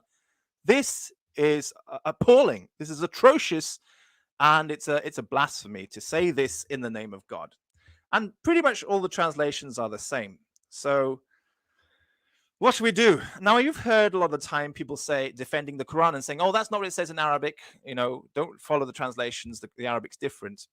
And I sympathize very much in this case, because that's not the case. But when you translate into Hebrew, modern Hebrew, it's pretty much the same with the nikudot. But what we've got to say is, no, you've got to go back to the original Hebrew without the nikudot. You've got to go back to the concept and the context of Judaism. And there's a lot to be said about this. So first of all, the word slave is not here. The word is employees, workers. It's the same word as avdim in modern Hebrew. I've got a Hebrew speaker watching probably, and he can correct my pronunciation, but that's the word. It means workers. It means workers, okay? So the word it says here for hired worker is a shakir. This is a different word entirely from worker. So they have actually put the word for worker as shakir, and they are hiding the word for worker and pretending it means slave. Okay, so that's for a start. But let's get to this point here. It's actually here, verse 44, Leviticus 25, verse 44.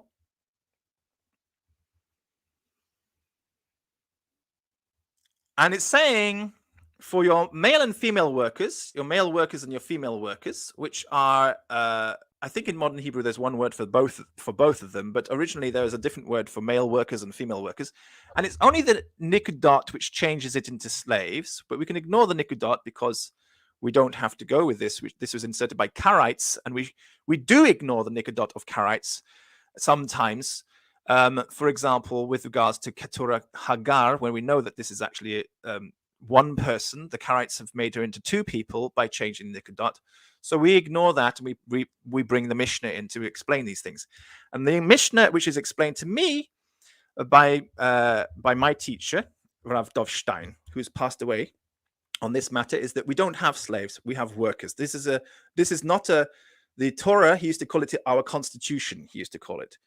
And this is a constitution. This is the labor standards, basically talking about that. So it's talking about contract workers. That's the phrase that we should have in our minds when we're talking about these people. These are contract workers, people who are under contract, and you can be employed if you can have a permanent contract, or you can have a 6-month contract. You have a 6-year contract. Permanent contract means you've got a job for life. Okay, a job for life. It's something which a lot of people want to have, a job for life, guaranteed job for life. You are not going to lose your job. It's yours. You go on holiday for a year, you come back, it's yours. That's your job for life. Nobody else is going to take this. As long as you have arranged things with your employer beforehand, you're not going to lose your job. You're guaranteed. It's tenure, basically. We call it tenure. It's something which in East Asia is very popular. I used to live in Korea, as you know. And one of the things we were always hoping for was tenure, whether we could get actually a job for life. Then we could be totally relaxed and guaranteed that we were not going to lose our job. Nobody was going to fire us, because that's the way the Labor Standards Act works in Korea. And in Japan, it used to be like that too. So this constitution, this Labor Standards Act, is basically talking about who you can hire to be your employees. And it's when it talks about the nations which are around you, it's referring to the Canaanite nations. The Canaanite nations. Not all Canaanite nations were to be eradicated. Some Canaanite nations were not to be eradicated. They were to be employed. You could employ those nations which are around you, and you can also employ by the way, it doesn't say buy. This word actually means to get, to obtain. So you can get employees from the nations around you. Just make sure. See, to get, acquire. That's the meaning. Not buy, okay, to get, to acquire in biblical Hebrew. A lot of people make the mistake of thinking, oh, I speak modern Hebrew. I know what biblical Hebrew is all about. No, you don't know what biblical Hebrew is all about if you speak modern Hebrew. This doesn't say to buy people. This means to get employees, okay? A worker or a workeress. They have actually two words. You can employ people from around you, from the nations that are around you, from the Canaanite nations that you live among. You've conquered, there are 5 Canaanite nations which were to be eradicated, and the other Canaanite nations which were not to be eradicated were to be employed. You were to give them jobs. That's literally what it's talking about here. And you can also employ the children of the Hatoshavim Hagerim. So Hatoshavim Hagerim, even if they are non-believing people, the Hatoshavim Hagerim would be believers. But what if the child of a Ger Toshav was a non-believer? Then doesn't matter. They still get a special privileged status that you can employ them as well. You're allowed to again hire them, to get them as employees as well. There's the word, not buy. The word is here. Tiknu, it says here. And again, you see that this is actually to get, to acquire. You can acquire workers from them as well. So the Canaanite nations and the Toshavim, the children of the Toshavim, are allowed to be acquired as employees. And another thing here, this word, which they're translating as property, actually means something which is cherished. Okay, so you shall look after them. They got it translated here as possession, property, possession, or sight. They have it as sight as well, but it's actually something which is cherished. So they shall be something which is cherished, looked after, okay, maintained. You maintain a site, you maintain property. These are things which are things to be maintained. So these employees that you get from the nations around you, or from the children of the Ger Toshavim who are with you, you shall maintain them. That's what it means, to maintain them. And that's also, you shall maintain them after you've died to your children as well, as long as their contract lasts. Okay, it says le'olam. Now this is translated here as forever, but literally means to olam, the term, to the term. For example, it's or the age. The age is a good translation, which is used in the Septuagint. They often translate this word olam as age, and it specifically means a particular term. So whatever their term is, their term shall be continued after you die. Your children can and should actually maintain them to the end of their term, until their term has expired. The term of their contract has expired. So that's literally what it means there. And you shall and they shall work for you. That's what it means, tavodu. So that's, they shall work for you, but you shall not provide a contract with rigor. You should not provide a detailed contract with specific rules and terms to an Israelite. So it's like, well, wait a second. You're saying here that the employee gets better treatment than the Israelite, and the answer is yes, because the Israelite has to be encouraged to stand on their own 2 feet, whereas the non-Israelite is allowed to be employed and given a contract as an employee, because the Israelite has to have their own business. They have to have a trade that they can stand on their own 2 feet. They have to run their own business. They have to become employers.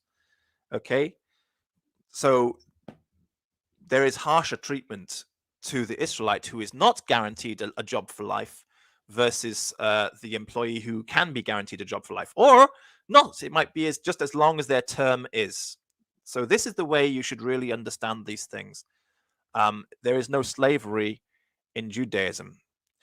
You can release people from there's actually a discussion, and this is actually part of the discussion about which is in Gittin 38b, all about releasing, and the translations are also saying here slaves and emancipated, but actually it's talking about releasing employees from their contract. Okay, so what if the employee, it basically means making redundant or firing them, or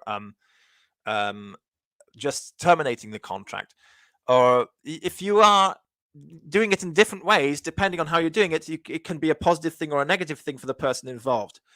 When you want to say, all right, that's it, your contract's up, you actually have to pay them the amount of money that they would have. They would have to have their monetary value for their job for the rest of their term. It's like a golden handshake, basically. You have to give them a golden handshake so that they can go off and be emancipated, in the sense that means that they can set up their own businesses and do their own things, that they are not dependent. They are free people who are not dependent on a job anymore. So you have to, when you cancel your contract with them, you have to give them enough cash that they can set themselves up. So that's how it is. And if a person wants to say, well, I want to end the contract, then they also have to give a compensation to their boss and say,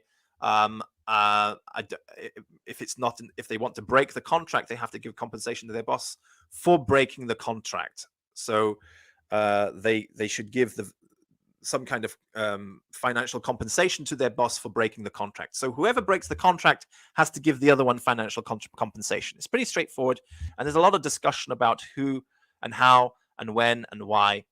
And it's in this part, in this Gittin, I think it actually says about circumcision here. Pretty sure it does somewhere.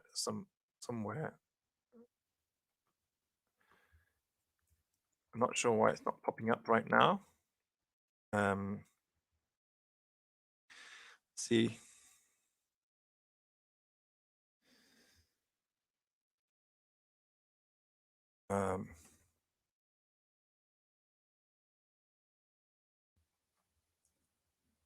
see if I can find that.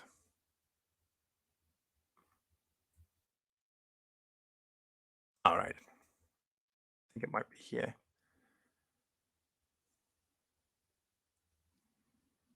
Yeah. So this is an interesting passage in the discussion of releasing people from their contract.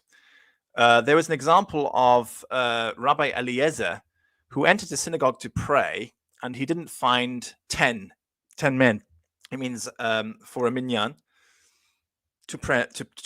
Well, it's a quorum of 10 men to pray. And he actually liberated one of his employees from their contract and had him circumcised. Okay, he made him into a Jew before the end of the term of the contract, in order to be able to pray together with 10 people. So one of his employees was actually turned into a full Jew before the end of the contract in order to complete the 10. So that's an interesting story there.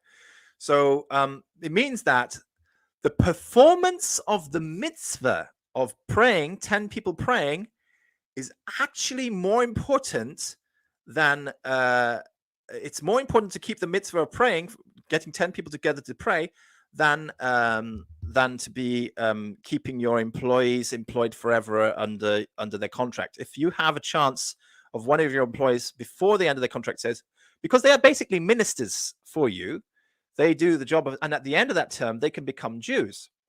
It's kind of almost like a training period of time where you can train them to learn about how the life of a Jew. If it's necessary to get 10 men, that mitzvah comes first. You can say, well, look, you're almost there. There you go, circumcised. You'll be part of our 10 now. Okay. It doesn't say he circumcised him there, but he would have been circumcised later. Basically, it would have been a baptism, which would allow him to be moved from being a minister into being part of the have a yichus status. So he gave him a yichus status, because you can't have a circumcised employee, because circumcised employees have to be shakir. They have to be day workers under a day. What's that called? Day laborers. They're not allowed to have a permanent contract.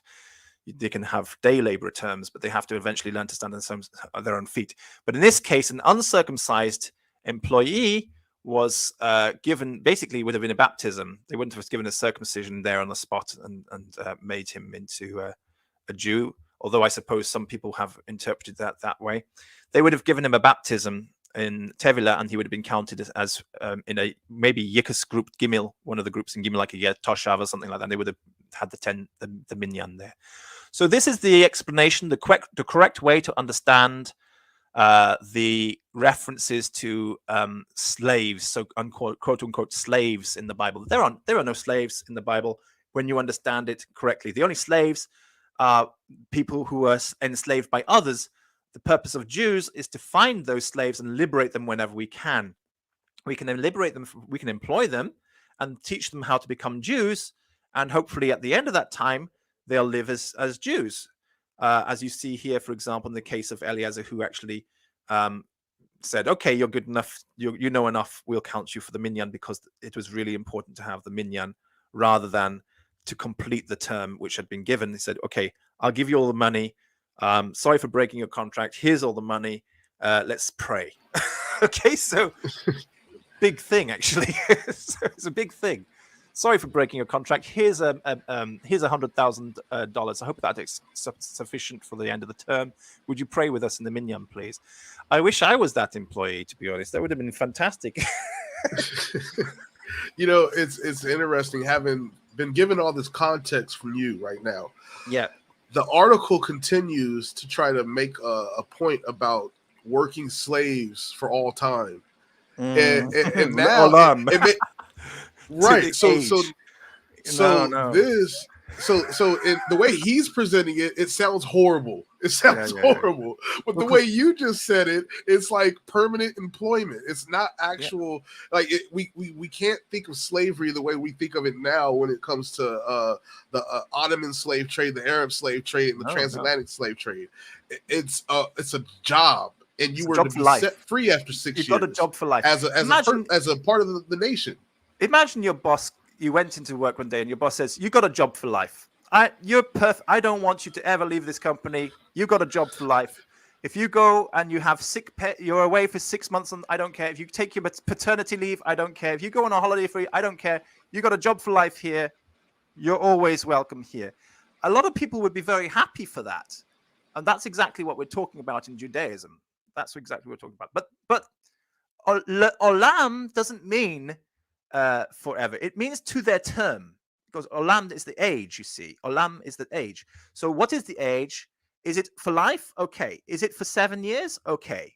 Is it for a year or 3 years or 20 years? It depends on your contract. Is it for 6 months? It depends on your contract. What if you die? You employ somebody on a 6-month contract. Then you die after 3 months. The biblical law is then your children have to take that responsibility on until the completion of their term. Le olam. That's what it means. Halakhically, that's what it means.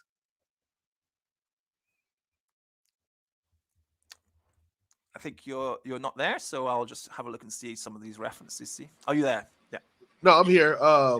Let's see. It's pretty much Bavli Sota 3b, Bavli Gittin 38b.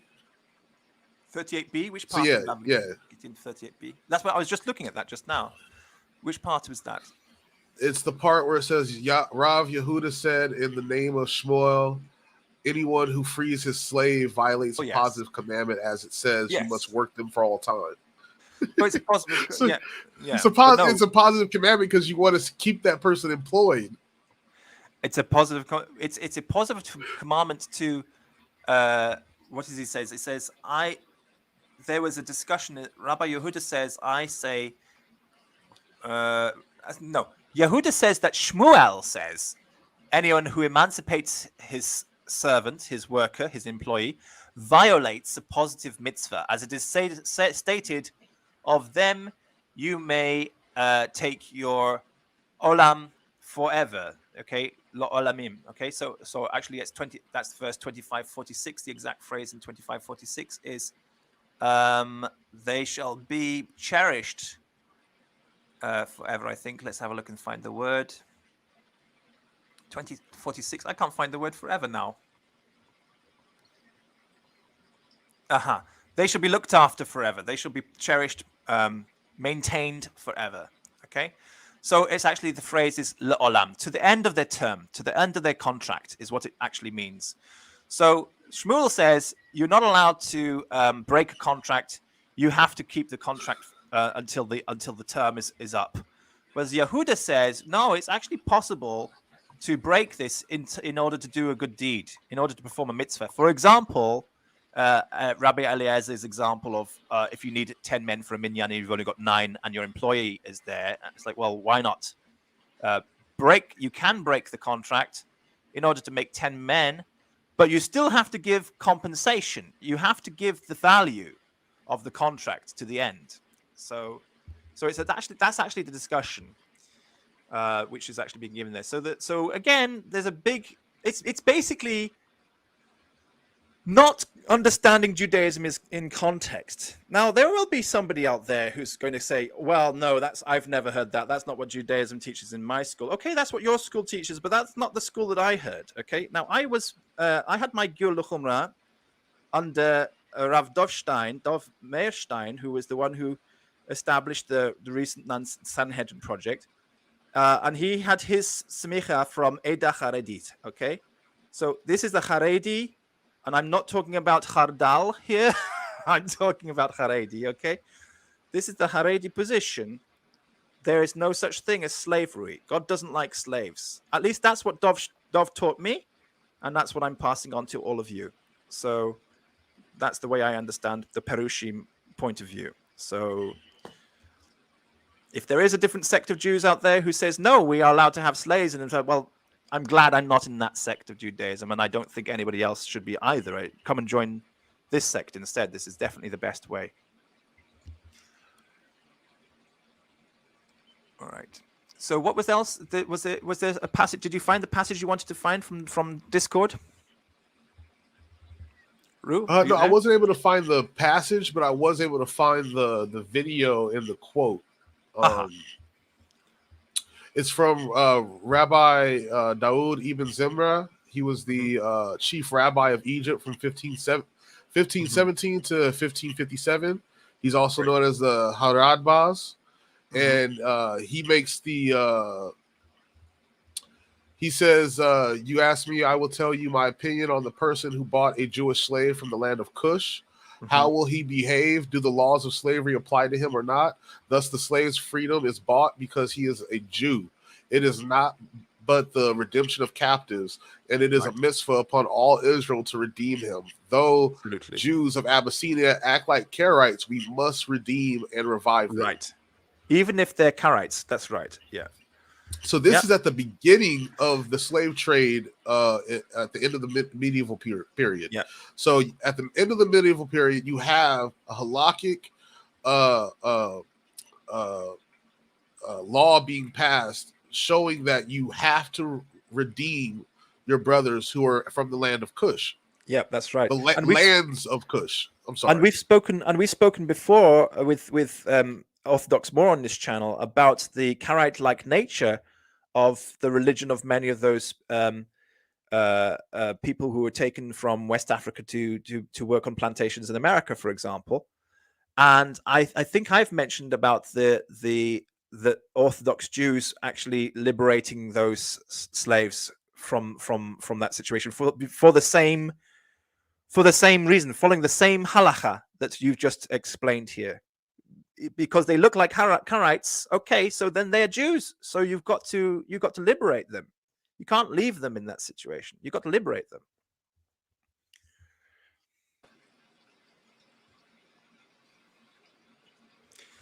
So, yeah, I think that's pretty much it. I mean, they try to the rest of the article kind of goes over the Hamitic theory. The curse of Canaan. What else is there? It talks about Ibn Ezra's defense of people of Cush. But yeah, I don't see. One thing. Okay, two things I noticed is that a lot of these translations are really bad, and the other thing is, most of these are taken from the Bavli. Right. Okay. Which is anyway not something which anybody on this channel, if anybody's watching right now and you're not aware, on this channel we encourage Messianic children of Noah to follow the Yerushalmi, since that is the Romaniote tradition which has to be followed. But even so, these passages which are taken from the Bavli, I think I've managed to explain that very well. This is just a misunderstanding of the Bavli. It's not the way it's supposed to be understood. Right. What I do like about this article is it is forcing people to think about these passages. Okay. These passages and maybe get back to the original belief behind them, rather than to continue pushing a racial ideology within them. Blindly swallowing translations. It's a very, very dangerous thing to blindly swallow translation in whichever branch of the Abrahamic faiths you're in, whether it's Christianity, Islam, or Judaism. You must not blindly follow or swallow. You should not blindly swallow and accept that's the translation. That's it. I'm going with it. You do need to check the language. At least you can check to see if the number of words is the same. If you've got like a page of English text, and you just have one sentence of Semitic language, then you know something's wrong.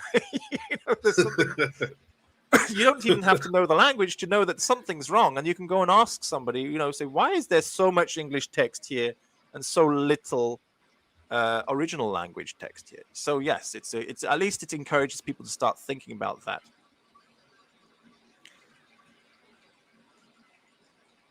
So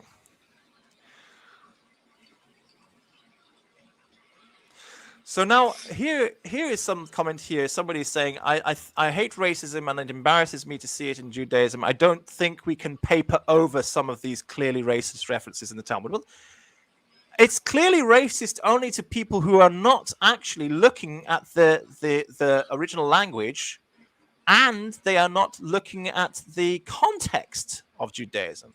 Okay, so yeah, I mean, I do happen to know, Martin, you are from a Reform Jewish background, and so you've been brought up with this Reform sort of racism. I'm sorry to say, there's racism in Reform Judaism, and many Reform Jews who have come to Orthodoxy have brought their racism with them, and so that's a big problem. I'm not saying there isn't racism in Judaism, but what we can see and what we have seen today, historically, is that it was not part of our religion.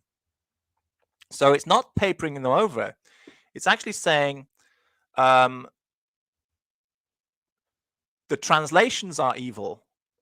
There is a racism which has been broken in these translations, and we need to get back to the original. That's what we're saying. We need to get back to the original and contextual understanding of these things. Okay, that's what I'm saying.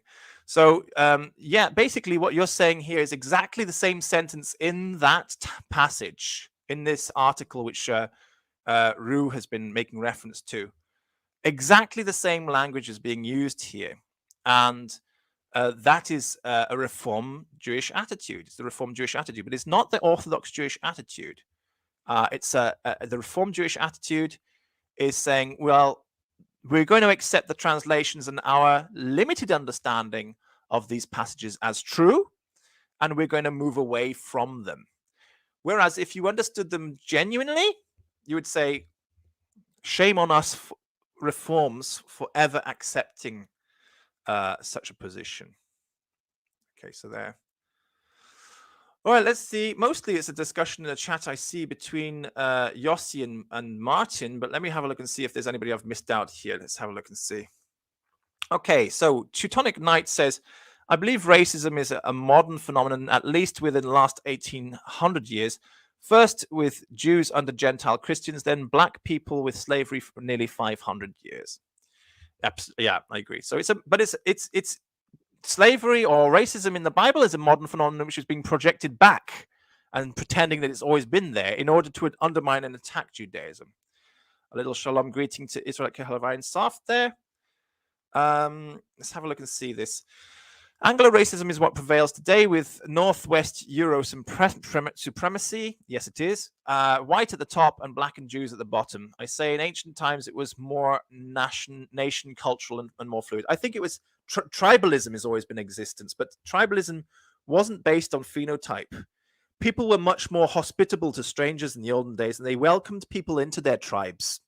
And we certainly see that in Judaism when you look at the genetic makeup of the paternal lineages, haplogroups of the Levites. Okay, it should be that there is only one group of paternal lineage Levites going back to one man who lived about 3,400 years ago, but that is not the case.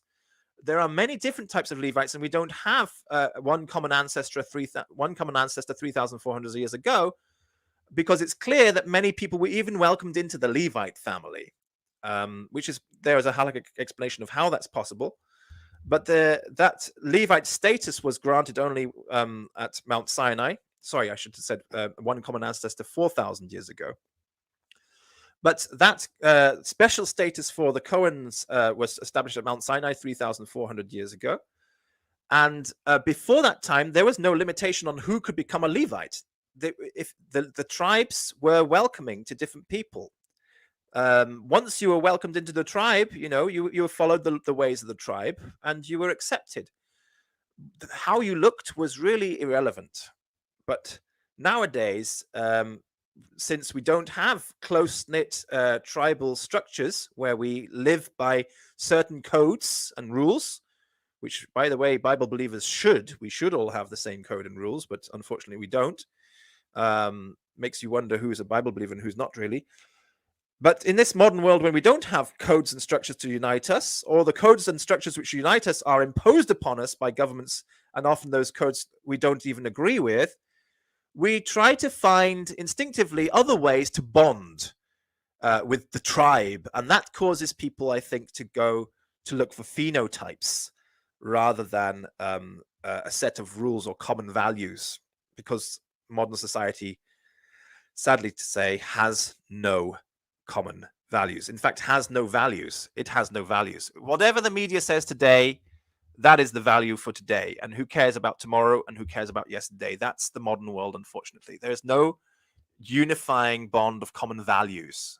It's just not there. So people look for something else instead, and phenotype is unfortunately what they tend to go to. So shalom. And let's have a look at this. Okay, that's fair enough comment. Martin says, there's a lot of racism in Judaism. I hear it all the time. The curse of Canaan is brought up a lot. I heard the negative term Schwarzer many times. This is from German word meaning Schwarz is black. Many times from racist people in my own Jewish family. Well, that's very sad. But you do come from, as we mentioned, a Reform background, and that's not surprising. But we're not denying that racism exists amongst Jews, and we're just saying it doesn't exist amongst Judaism. So when you say there's a lot of racism in Judaism, I think you're confusing Jews with Judaism, which is a very common mistake. It's a very, very common mistake to confuse Jews with Judaism. A lot of time people think that whatever the Jews do, that is Judaism, because Judaism is the way of the Jews. So the Jews come first, and what the Jews do is most important, and then Judaism is the way of the Jews. That's not Judaism. That's nothing to do with Judaism. Yahadut.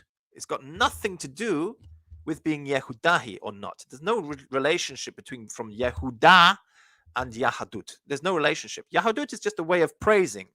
So you can't say that there is a lot of racism in praising God. No, that's not true.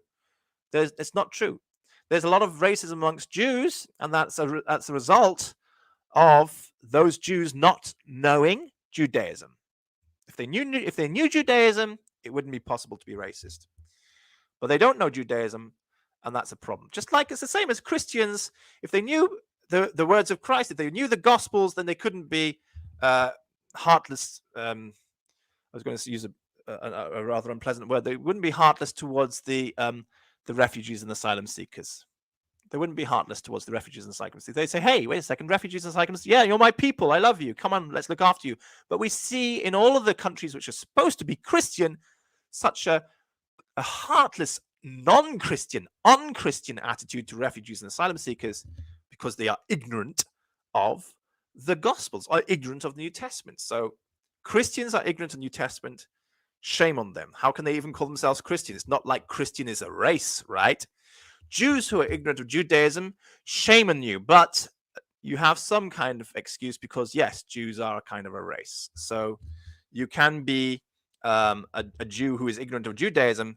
But what if you're a Christian who's ignorant of Christian values, Christian teachings?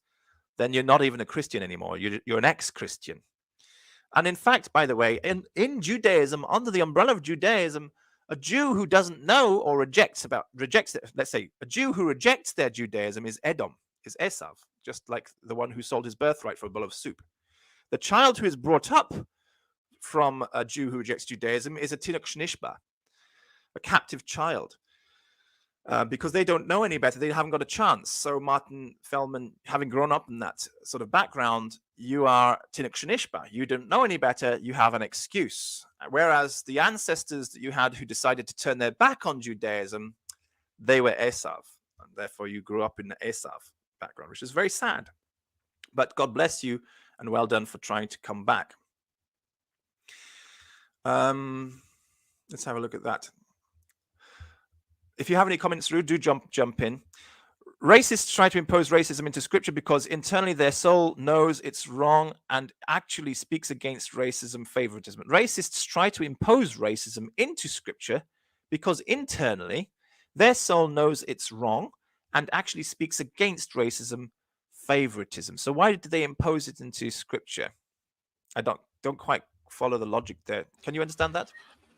Yeah, he's saying that because the racist knows internally that what they're doing is wrong, they excuse it by superimposing it on top of scripture. It's kind of like how it was a common it was a common way of interpreting Genesis to say that when God divided light from darkness, he was talking about white and black people, and so we should keep the races separate.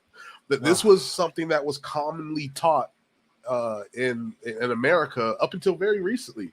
So when I see this all the time, when somebody has some type of preconceived notion and they don't want to bend the knee to scripture into its truth, they will superimpose their own belief on top of it. Right, I see. I get what you're saying now. I see. All right, thank you for explaining that. Sad but true. But then you see that's twisting God's word, that's scripture twisting to make it fit your own position, rather than actually saying what is just, what is fair, what is true, what is equal. You know, God is the God of equality, of fairness, of justice. So we need to follow those principles in order to understand scripture and to understand God. Yeah. I mean, Sean makes a good point. Like, people infuse the racism into scripture because of their personal experiences, and that darkens the light of the word. Like, because of their preconceived notions, because of whatever damage has happened to them that they haven't let God heal them from, it's preventing them from seeing the true light of scripture. And you can say the same thing about most of Christianity and Islam, is that they've misunderstood the Messiah, and now they're following a version of the Messiah that they perceive to be true, but they're not really following the Messiah, which is Judaism. No. That's right. Now, here's an interesting comment. That's a curious one.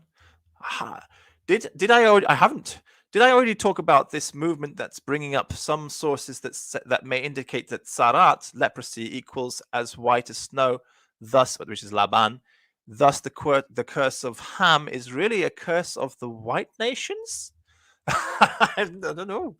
First of all, what? I actually have heard that one. I heard that one that that actually the curse of Ham was that Ham would be white. The reason why people believe this is because they're not understanding there is no curse the oral tradition of naming people groups and how that works. It was more fluid. It wasn't like.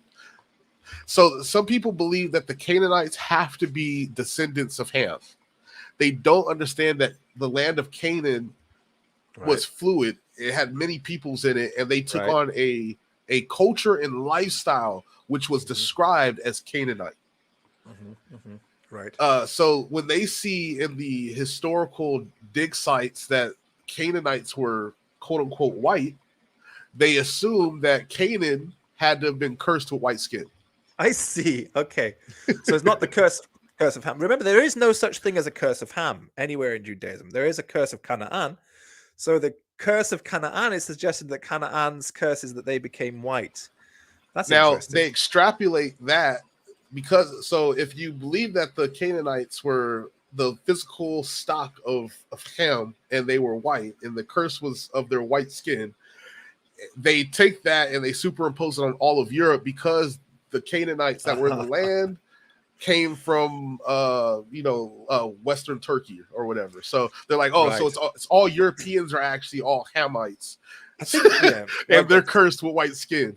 Well, that's an interest. I hadn't come across that before. It's an interesting sort of position, but let's just make it very clear so that nobody forgets. The curse of Canaan is their sexual immorality. You know, when God says to go in and destroy the Canaanites, it's because he lists a whole list of sexual immoral things that the Canaanites are doing, for which they must be eliminated, as well as their man, woman, and child, tree and animal. Or I should have said animal and even tree, because everything had been defiled by their sexual activities, including the trees. Okay, so this is a pretty horrendous nation. Now, if there is a nation, and I can think of one off the top of my head, which is like that, then you could say, that nation seems to have the curse of Canaan. Okay, that's the curse of Canaan. So it doesn't have a limitation to the color of one's skin or any kind of particular phenotype, but it is a spiritual curse which is upon people who are behaving like Canaan. Remember, Canaan's curse was that, excuse me, Ham saw that his father's nakedness had been uncovered.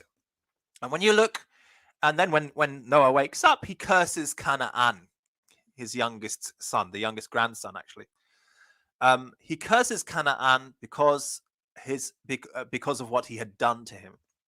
Okay, so in the Bible, you'll find this phrase, you shall not uncover your father's nakedness. You shall not uncover your father's nakedness. She is your father's nakedness. You shall not uncover your father's nakedness. It basically means to sleep with that man's wife or that man's spouse or daughter or something like that. So it means that Canaan had committed some form of incest. That's what it means. And Ham discovered that Canaan had committed some form of incest. As a result, Noah cursed Canaan. That's the curse. And in the end, Canaan's iniquities went up to such an extent that they are listed in the Bible for the things what they did in the Torah. I won't list them because they're pretty horrendous things. But unfortunately, we have people in countries around us these days who are doing the same sort of things that Canaan was doing. So not even the trees are safe. That's the curse of Canaan. All right, let's go on. And there's a shalom there. Shalom. Thank you for your comments. God bless you, Sean. Thank you for your greetings. Let's see. Yeah, that was the one we mentioned already. Cush means beautiful according to Rashi. I won't go through all of these because it's a very long conversation and we've already been on for a long time, for 2.5 hours already. I'm just trying to see if there's anything special there.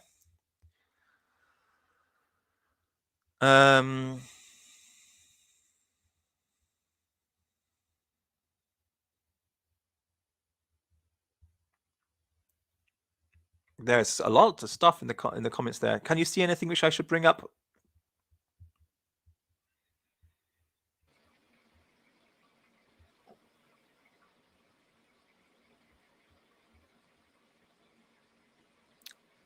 Well, it seems there was a lot of chat going on. There's a lot of discussion. It's an interesting discussion. I think I'll be sitting down and reading that through later. I would usually go through, but I think if I start to go through all the comments now, we'll be on for another hour. And I think we did well. So I won't go through the comments. Yeah, sorry, there actually everybody. are a lot of Thank you so much for participating and for joining in the comments today. God bless you all. And I hope you enjoyed that. Yeah, and that's a fair comment here. There's Martin says, I should have said racism amongst Jews, but also amongst Orthodox Jews, not just Reformed. It's there, but that's because Orthodox Jews have absorbed an awful lot of Reformed Jews now. That's why I really think that the only form of Judaism which is totally valid is Perush, Pharisee Judaism, because we are really, really strict about who we let in. That's basically it. So spread the word as children of Noah, Messianic children of Noah, everybody out there who is currently Edom and not a Pharisee Jew, spread the word that you are here to liberate and give people the true word of the Bible and help people understand Judaism is not for racists, absolutely not for racists. And if you are a racist, you're not actually a Jew. You're Esav until you learn to come out of that. Thank you so much for joining us today, Ruth. Thank you for bringing us to our attention. I hope that you'll be on in future with more ideas like this. This is a great idea. And look forward to more discussions we can have. Shalom, everyone. Take care. God bless. Shalom. And bye-bye.